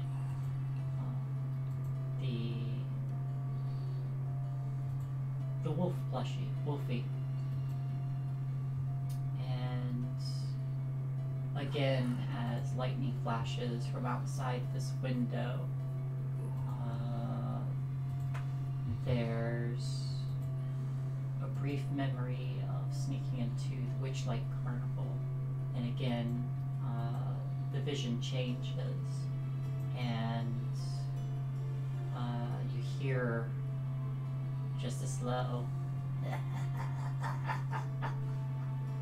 as bony hands are clutching this toy and doing something to it. And as lightning flashes again, you're back to where you were.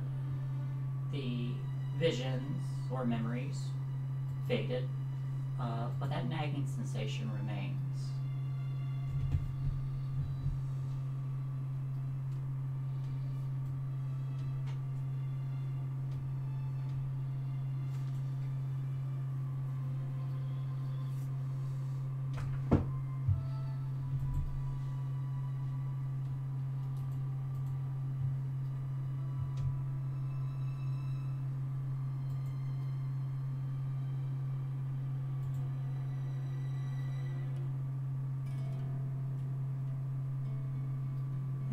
Someone to roll me a d8. Somebody, not me. 8. 8. Something good, maybe. Date. Okay.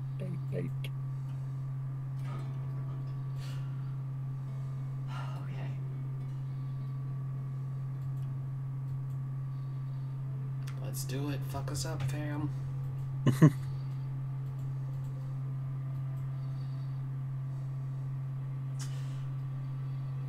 Costa, as you're having these visions, everybody, you notice the sky begins to darken as to the point where the sky is entirely black, and when lightning and with the wind beginning to howl and pick up, there's a flash of lightning that streaks across the sky, and outlined, silhouetted, is a tornado as it barrels towards you. And That's where we need to be for a good storm, is the Feywild.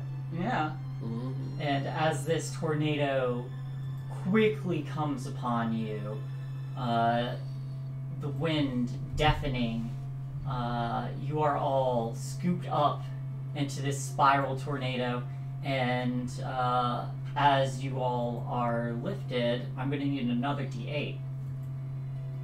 Oh. No. 3. 3. Okay. Not ominous at all. Yeah. You are all scooped up into this tornado, and as you are all spinning around, you see each other as you are sucked into this funnel. And on the inside, you see a house spin by. Yep, called it. With there's a woman who kind of is rocking back and forth, and she waves at you, and then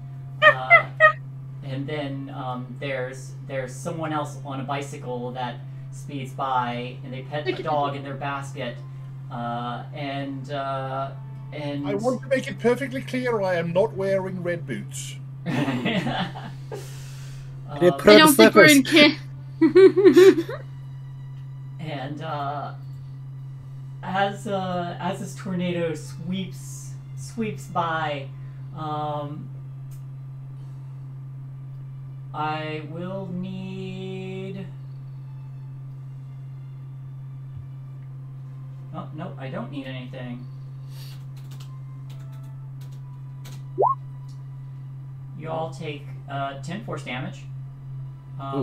As when you all are dropped out of this funnel and fall prone. You all were on your way to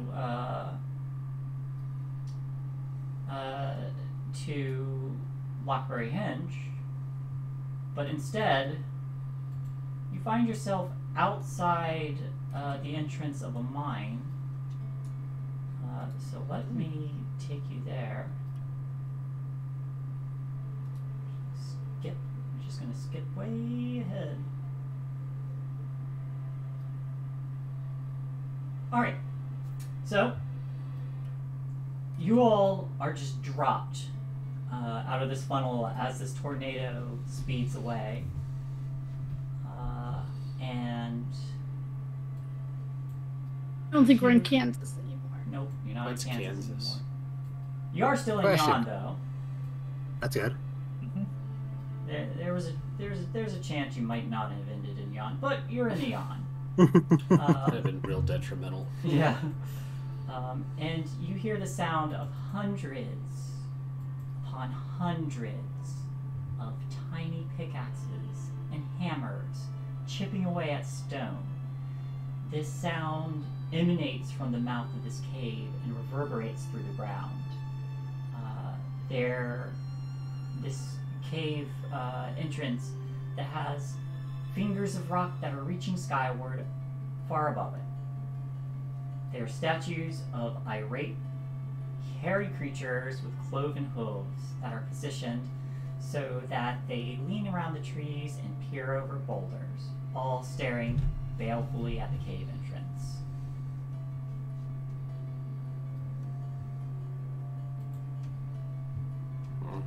Well, this is different. Amador, picking themselves up and dusting themselves off, says, "Oh, well, this isn't Blackberry Henge. We're actually outside the Briganock mine." The what? What? And Shiny goes, "Yep." Is Oh. this good or bad? Oh, it's Shiny's kinsman. Probably good, but Do you know the guys in here, Shiny?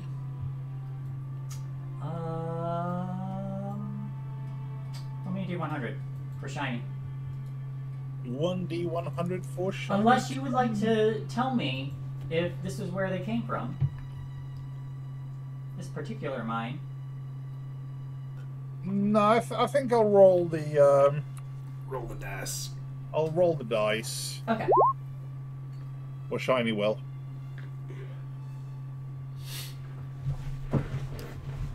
$46. Perhaps not this particular mine.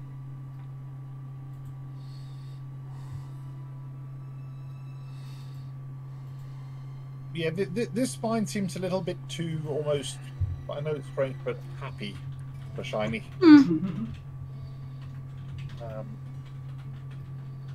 But Kostya will go on, Shiny.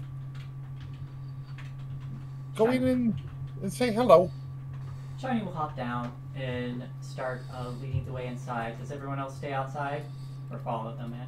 We'll let Shiny take the lead, but I won't stay inside. Alright.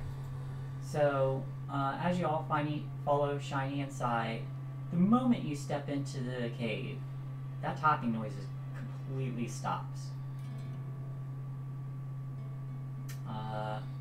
Shiny pauses and back to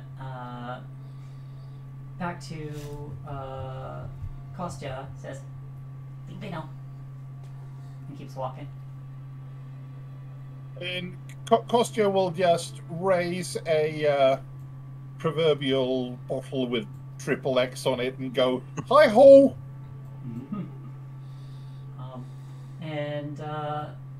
And as you all begin to make your way down, this is a twisting labyrinth, but every once in a while, Shiny pauses and seems to tap the ground as if getting their bearings, listening to the sound as they lead you deeper in, and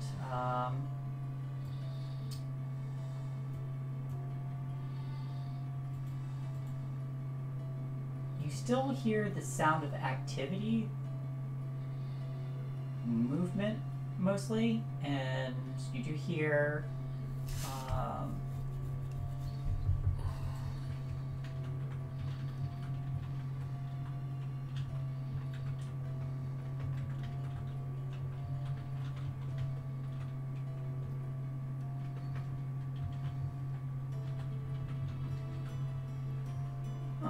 okay, yeah. You do hear just the rhythmic hammering continuing on and on and on. After about 10 minutes of navigating, I am going to need everybody to make a Constitution saving throw.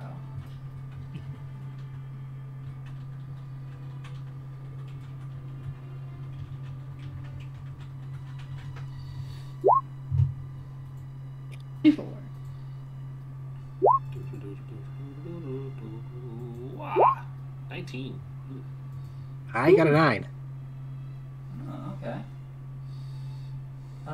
Kostya, Chal, you roll for 1, 2,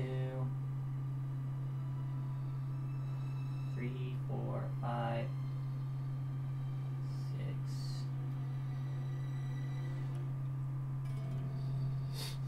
Your mounts probably have to stay outside. I don't think they can fit in. That's probably for best. Yeah. 20. Aha! Alright. So, I'm just gonna go left to right. Joe, you feel very, very tired and lay down and fall asleep. Cinder, you're fine. Kostya, you also summarily get very sleepy. Shiny actually pauses and turns around and walks up to you when you fall asleep. This year, you're feeling a little sleepy, but you blink it away. You're fine. Oh, it's my secret, Captain. I'm always sleepy. Got a Princess Carrie shell. Yep. Amador and Amador, Polynetta, squirt the oil can. Oh my god. They can stay outside too. Squirt the oil can, Clapperclaw, and the Campestry all fall asleep. I can't carry all these people. Elkhorn falls asleep. God damn it, Elkhorn. Damn it. Yeah, even I can't carry all these people. Zashir, you barely passed. It was a DC 19. I know. It's just, god damn it, I can't carry all these people. Blister seems immune to the effect. Or not Blister, Gleam. But We wouldn't have else, known the difference, it's fine. Yeah, everybody else is just falls asleep. And she looks around and is like, magic, I think? Yeah, it looks that way. You're fine, though? Probably. I'm an elf. Oh, fuck, yeah, that checks out. Sleep magic, then. Yep. Should we be worried? I imagine it's a little bit of a protective measure for these Briganauts. Oh, well, then at least it's not hostile intent. Well, Right, I'd hope Shiny? Just gonna look to Yeah. Shiny. Yes. Ooh. I'm a Feeling good. The energy around here is just. Ooh. I could swim on this for ages. Yeah, I was gonna say, I'm gonna assume that that's a good sign.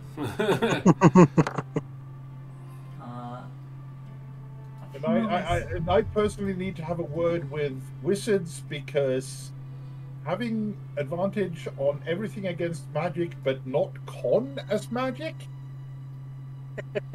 Does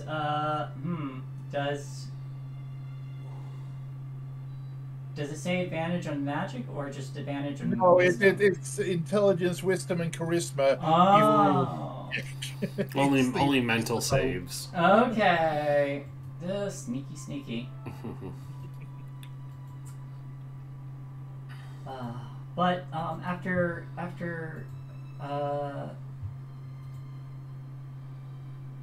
Gleam kind of looks to Zashir and Cinder. It's like, I don't think between the three of us we're able to carry them, and our Briganock friend is a bit too small too as well. Is there Never What about mind. the mounts? Are they asleep too? they stayed outside. Okay.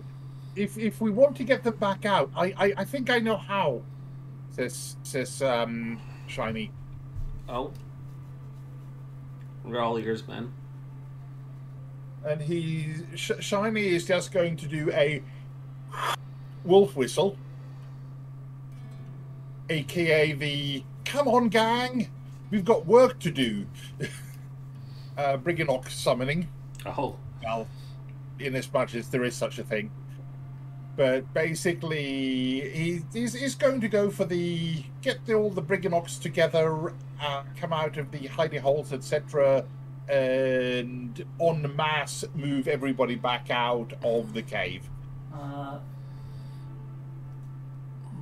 As he whistles for these Briganocks do indeed come, and there's actually a few of them that come up. And they're actually, you actually see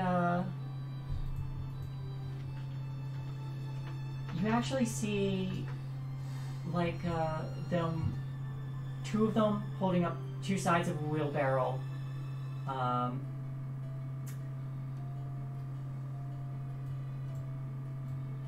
while one's like running on the wheel, and there's maybe a dozen or so of these Briganocks, but several of them are moving around. They're moving around rapidly. But they begin to work as a team to lift up the unconscious bodies before you, and as they do, and they start loading everybody into these wheelbarrows, they actually turn around and start heading deeper. And they don't pay too much mind, but they're using their time-lapse action, so this is all happening really fast.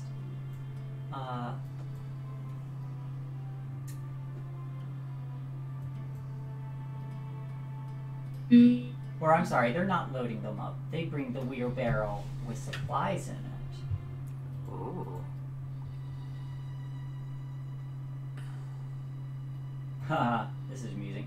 Okay, so they're using rope, and to start dragging everybody. But yes, they're dragging the figures deeper in, and there's actually a figure that they drag them towards. As they do, they all slip behind them. This figure, stepping forward, is a tall, slender human clad in dark leather armor who kind of smiles a little bit, their face brightly lit by a tiny wisp of light that floats next to one of these mouse-sized creatures perched on his shoulder. And he says, "Well, greetings, trespassers. I don't suppose anyone knocked over the racket? We didn't hear you." Oh, our friend here, and gesture to Shiny, didn't really warn us of that. Apologies if we were being rude. Just common decency. When you enter someone's home, you give a knock first. Oh, I mean, well, this is a mine. I didn't realize it was a home. Oh, well, mine's home to all these creatures, and pets one of these. Shall I wake your friends? Yes, please. Knowing that now, just here we'll reach up and just kind of knock. All right. Appreciate it. Of course. And the Briganocks all start going over, crawling over one and start slapping them awake. And as this figure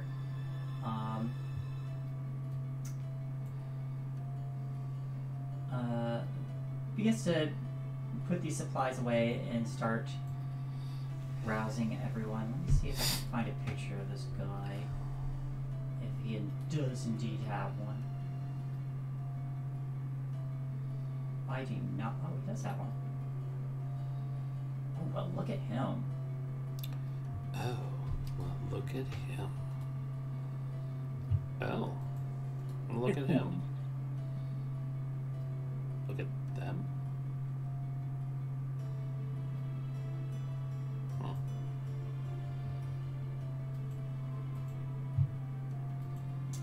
So, Shae, with your passive perception, you also notice there are two more Briganoks hiding on him.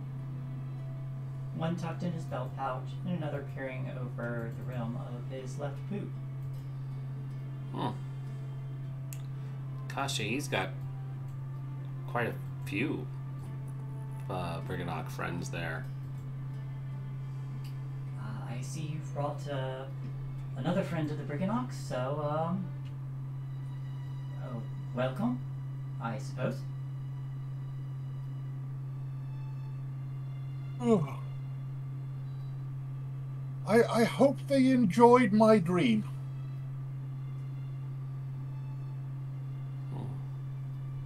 I'm sure if you made any wishes, then you might see the result of them. However, may I ask what you're doing? Certainly. Also, it does seem that Mulliver has they-them pronouns, by the way. They, them. Sorry, I was just noticing that, looking at their thingy. Not a problem.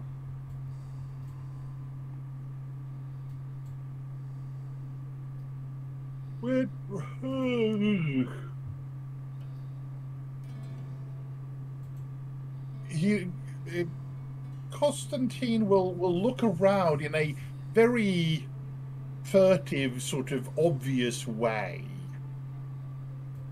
and go, now, I wouldn't let this get out,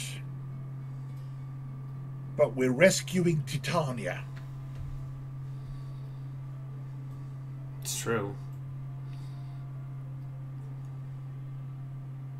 Titania, the Summer Queen, or do you mean Zybilna, the Witch Queen? Which queen? No, he said Titania. That would be the Summer Queen. Uh-huh. I think you're in the wrong realm for The that. wrong part of the Feywild for that. Unfortunately, there's several steps to this quest that we have to get through.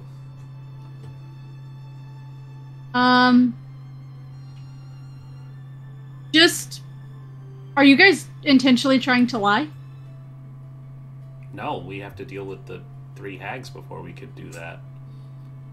So we're looking for Zybilna, because Cinder will pipe up, But last we were I looking checked, for the... Titania is perfectly fine in her fort.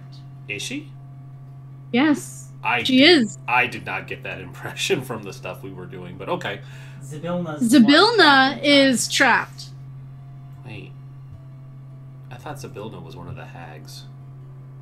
No. Oh, well then Zybilna's disregard. I'm confusing my information. I thought the queen we were trying to rescue was Titania. No, it's No, fine. Titania's my patron. Yeah. No, I'm just confused. I thought we were okay. Your hags are going to be Indolin Moongrave, Bablorna Whitestraw, and I don't know why I thought one of them had a Z name.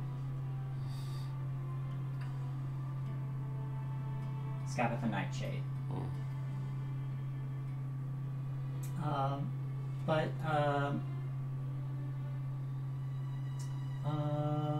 Yeah. But he says, well, first of all, if you're here to help Zybilna, fantastic.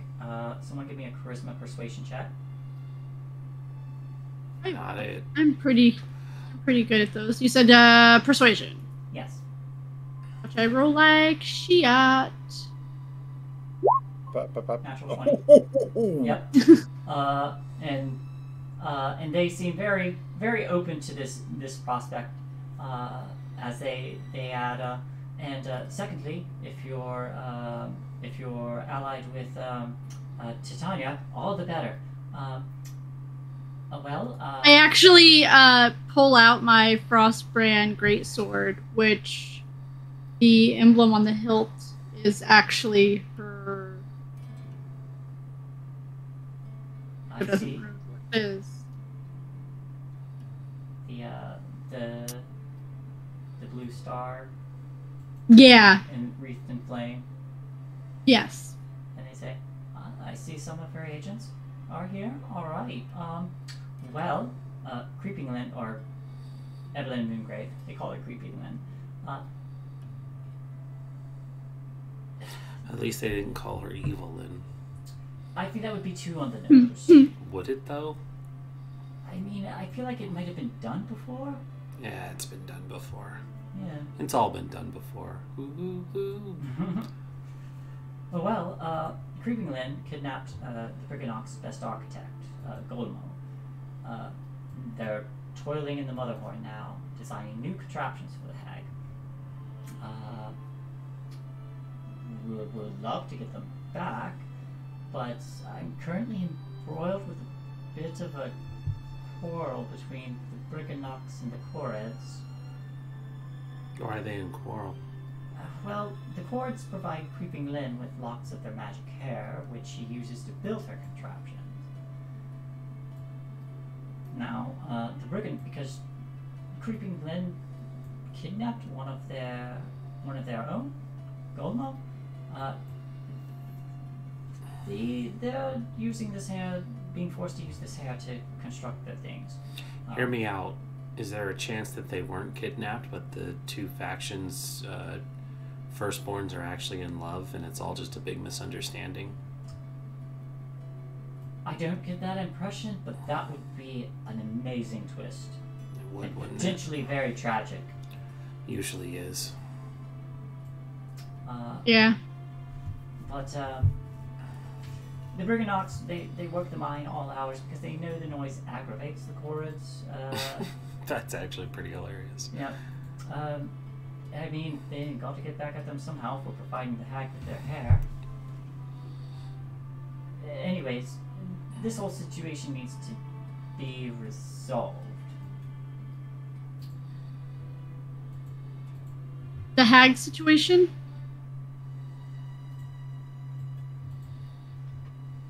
Well, this conflict between the Koreds and the Briganocks. Now, if you are willing to, if we can resolve this situation, and one of the Briganocks begins to whisper in Molliver's ear, and they take a moment. All right. Yeah, we'll get to that. Okay. So Trick here also says, should this conflict come to an end, and you pass a test to ensure that your wishes are true, then they might be able to lead you into the Motherhorn itself. What kind of a test? And the Briganock. Is it like a written test? Or is it one of those tests of characters that are kind of that wishy-washy I could with the rules? Do a test. He I hope leans it's over multiple as... choice. Sorry? I said I hope it's multiple choice. Yeah.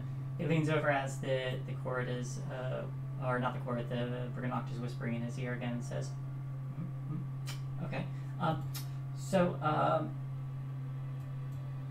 Well, I can actually lead you to this test. It's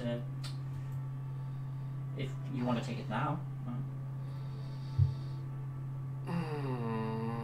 Got nothing else going on, right? I mean, not really. Sure. I mean, All right. do the tests, go meet the other people, get them stop fighting. Well, I'm down. follow us then. And he turns and begins to lead you all deeper into this mine. And as he speaks, as he leads you down this route, it ends, as he leads you on this winding passageway, it comes to an end at a gaping chasm, and on the far side, there's a grotto full of stalactites and stalagmites with a truss bridge constructed of intricate wooden struts and beams that spans a 100-foot gap across the chasm. Beneath the bridge is darkness dotted with purple lights. And he stops and says, "Well, here we are at jolly old Rivenwish Chasm. Best day on the bridge, and not dilly-dally. Basically, what you'll do here, or what the Briganocks do here, they toss malignant wishes down into the chasm, and instead, the good wishes, born out of true nature, are refined into beautiful gems.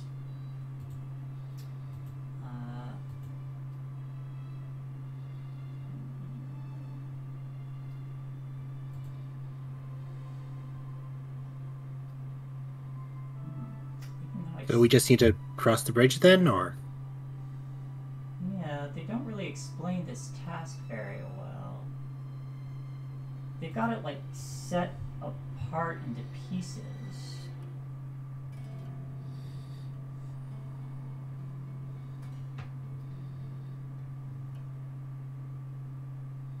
Does anybody actually understand what we're supposed to do?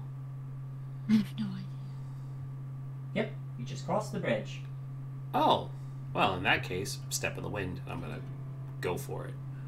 Alright.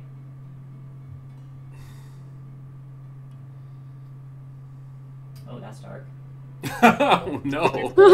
Before we get started, Sashir completely eats shit. Constantine will cast Pass Without Trace. Just in case. Rain, was the shear still holding Shell? No. Okay, because so the way just. I mean, it could have been Princess carrying you the whole time if you really wanted, but probably would have put you down.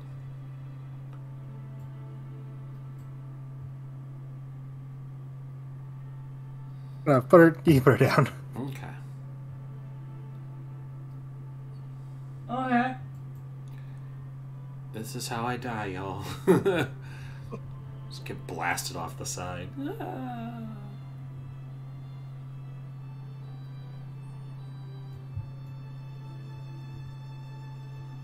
Okay.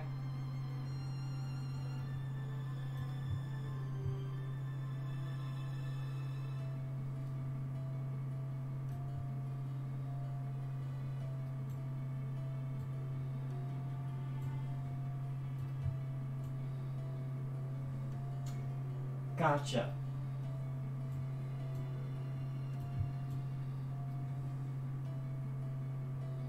Yeah.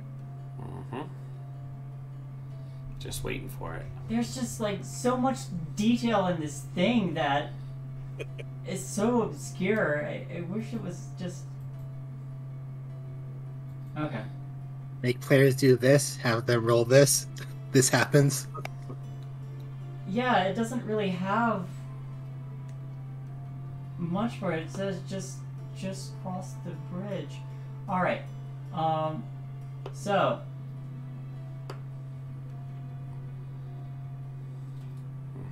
alright.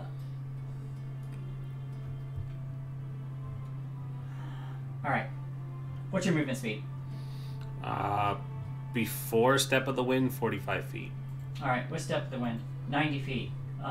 You start to make your way across, and as you do, you see flickering down in this chasm little purple lights just kind of glowing eerily.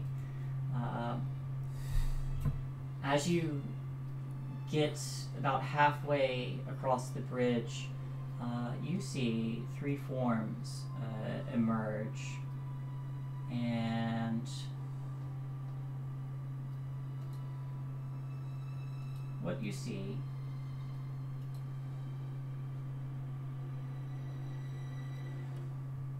are...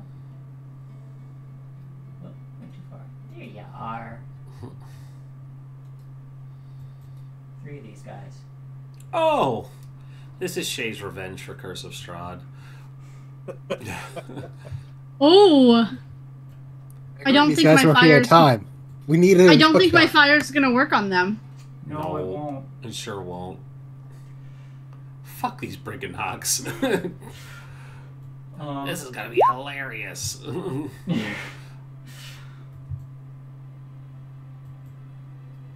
I was going to cast Mage Armor on herself.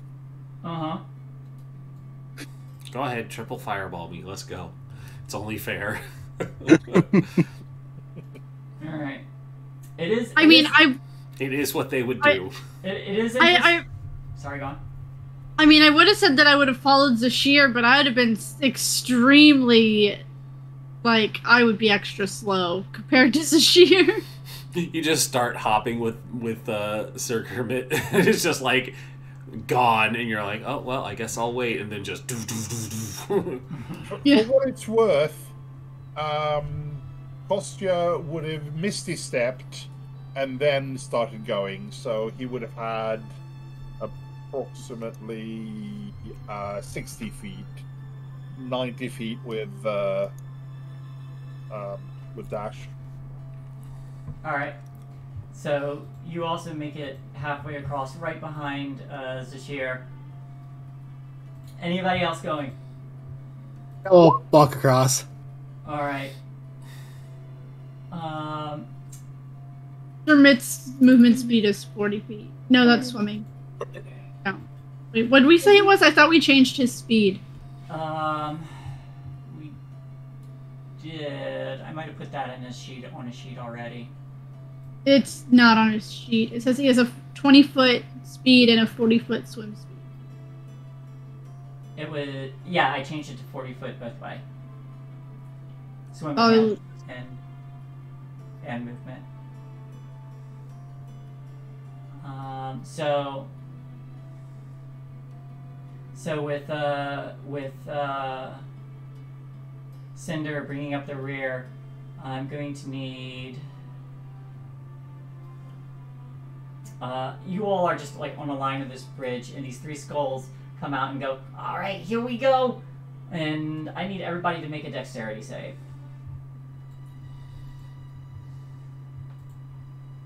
Okay. Not completely horrible at this. Oh, sweet. Good job, everybody. First one is on... it is interesting to note, however...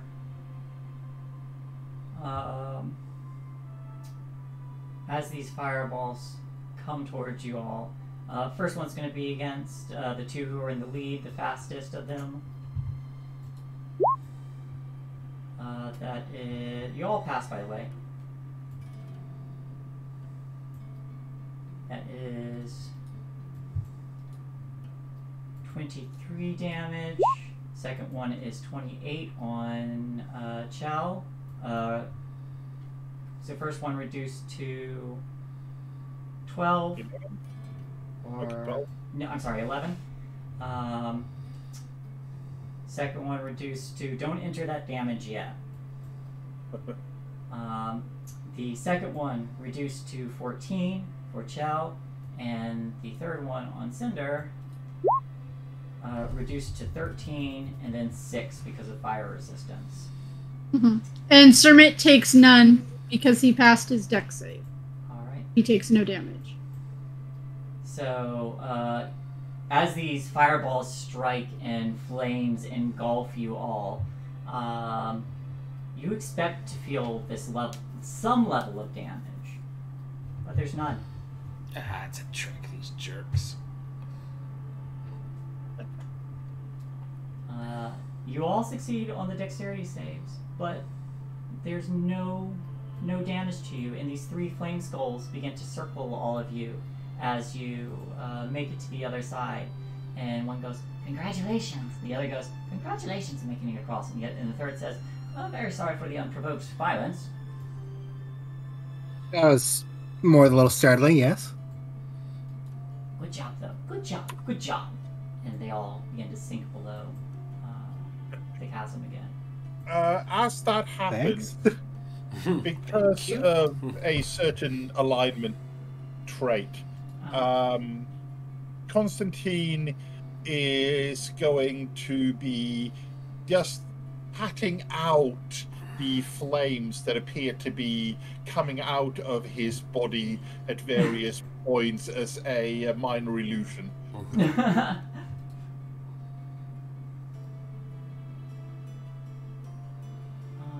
On this side of the grotto, in the center, you see a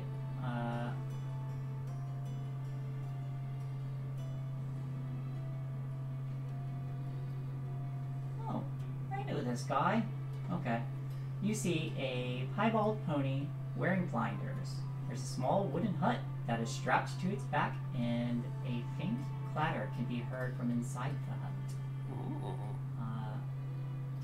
Once, after you all had made it across, Mulliver and his Briganock companions joining them,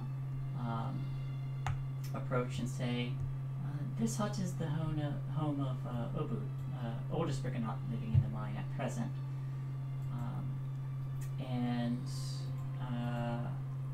And they say, "And the pony's name is Cake." And at that moment,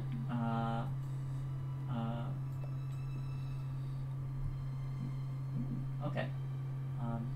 At that moment, he says, "You might want to give a knock on this door." Knock, knock. You go up and you tap on the front door. And let's see, you all... I have a picture of this guy, too.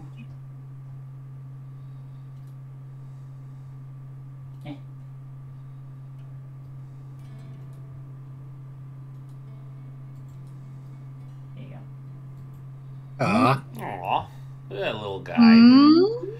Hey, we should upgrade his house. We That's really what should.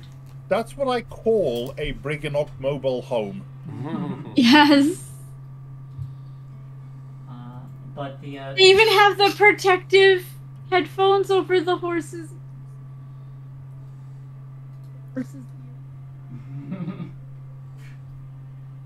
yeah, it gotta take care of the animals. That racket can get real agitating after some time.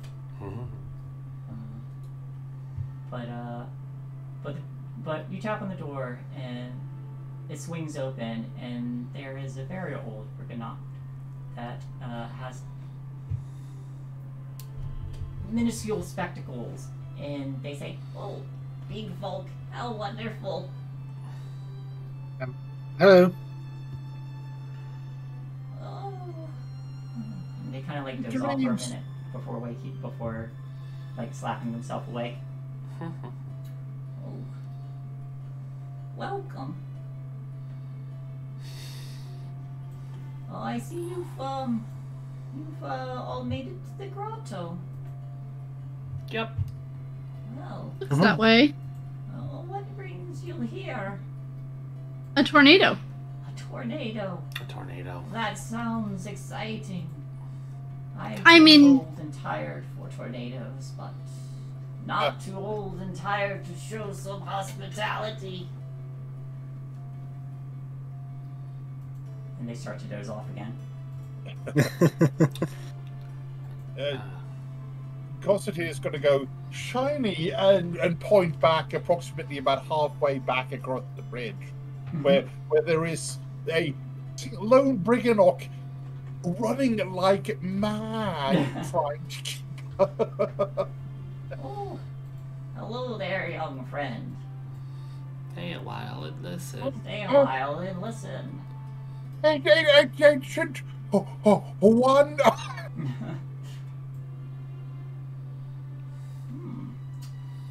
Well, see you must have gone through the test. Right. I've got something for you for succeeding. Each of you, if you wouldn't mind picking up one of those stones in the wall. I will. I will. Oh, No, Joe. you would not to. Wonderful. As you all begin to search, everybody just give me a standard charisma check.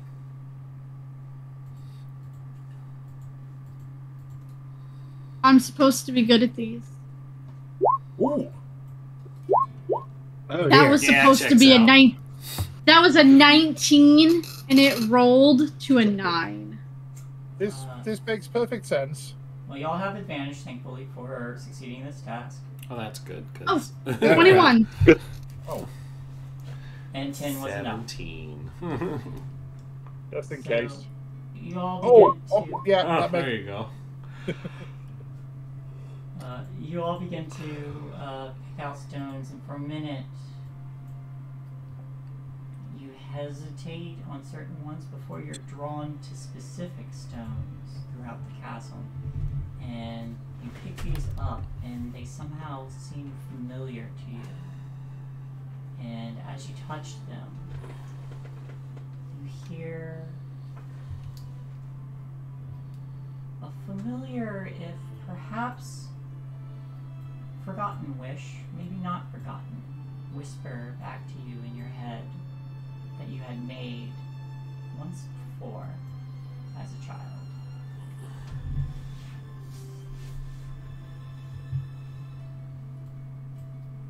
And as you bring these stones closer, Gleam, holding one of these stones as well, as they approach Keg and Obud, waiting. They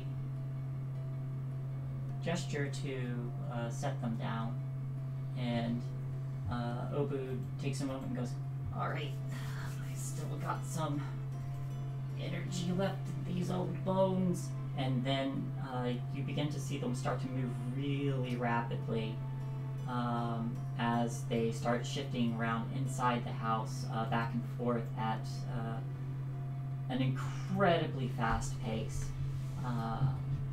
And you see these individual stones kind of like moving to the side as they're being handled, and slowly, gradually, these stones are polished and cut and crafted into gemstones.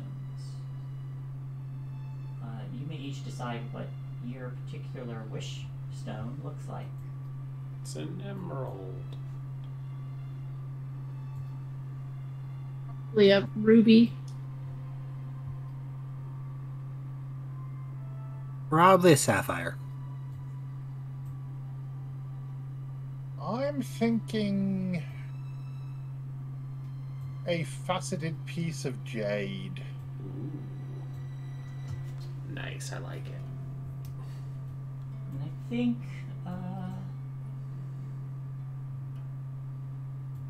I think Gleams is probably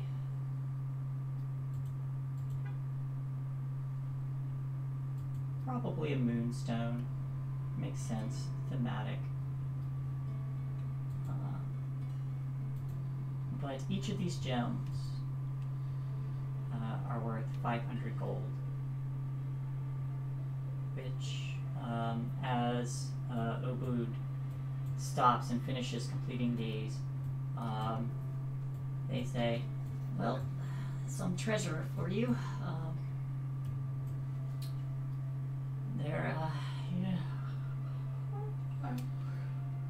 you can keep them as mementos if you like, or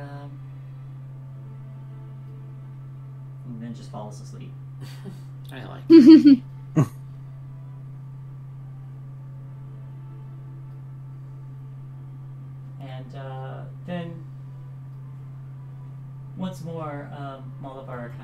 pipes up, kind of just gently closing the door again to give him some peace, and says, well, good job on completing the test. When you're ready, if you would like now, you all are clearly not ones who would make foul wishes. Nope. So, I said nope. Yeah. I was in agreement. So, in that case, whenever you finish whatever business you have, I can show you past the illusion to make your way to the Mother Horn.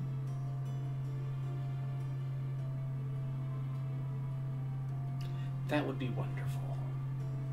I'd appreciate it. Just do be careful. The Creeping Lynn is a dangerous one. With a name like that, I would imagine so. Of course. Thankfully, for the time being, she is unaware of the tunnel's existence, so...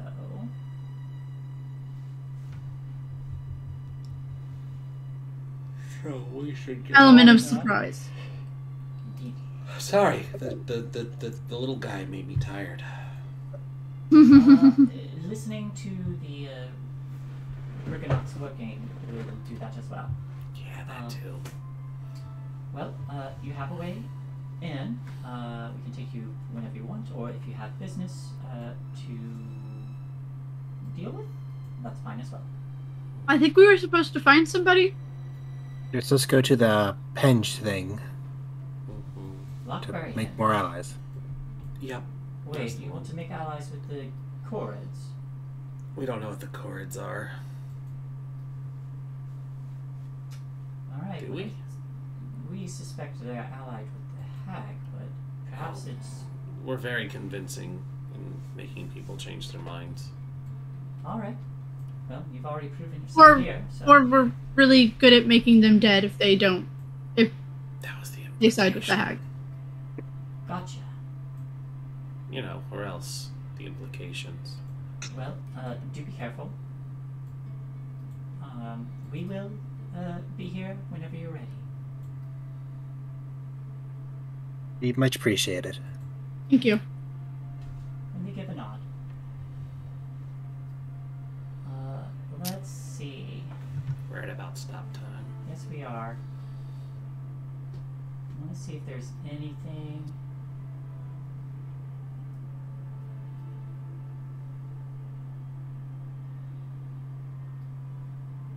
Yep. So, special thing about these wish stones, We each get a wish. when you hold them close, they whisper your wish back to you.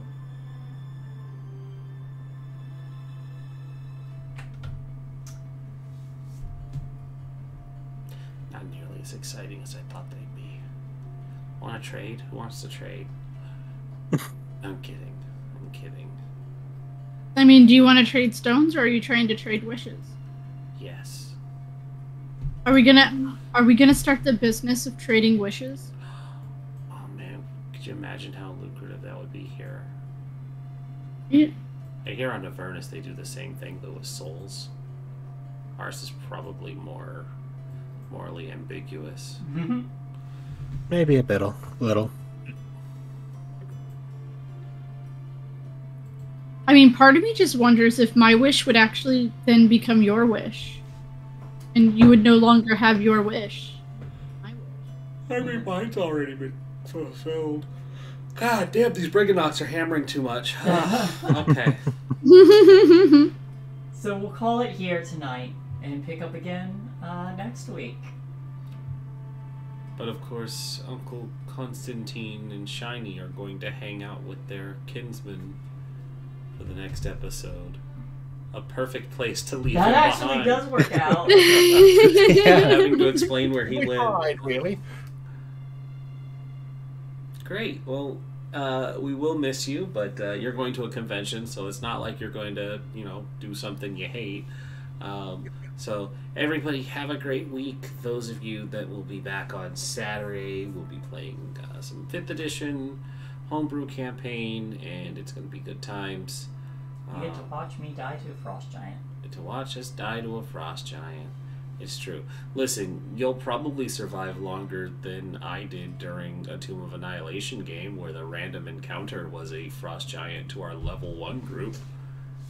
My Spore Druid did not tank it for more than a round. Anyways, y'all have a great night. We'll see you later. Bye. Night.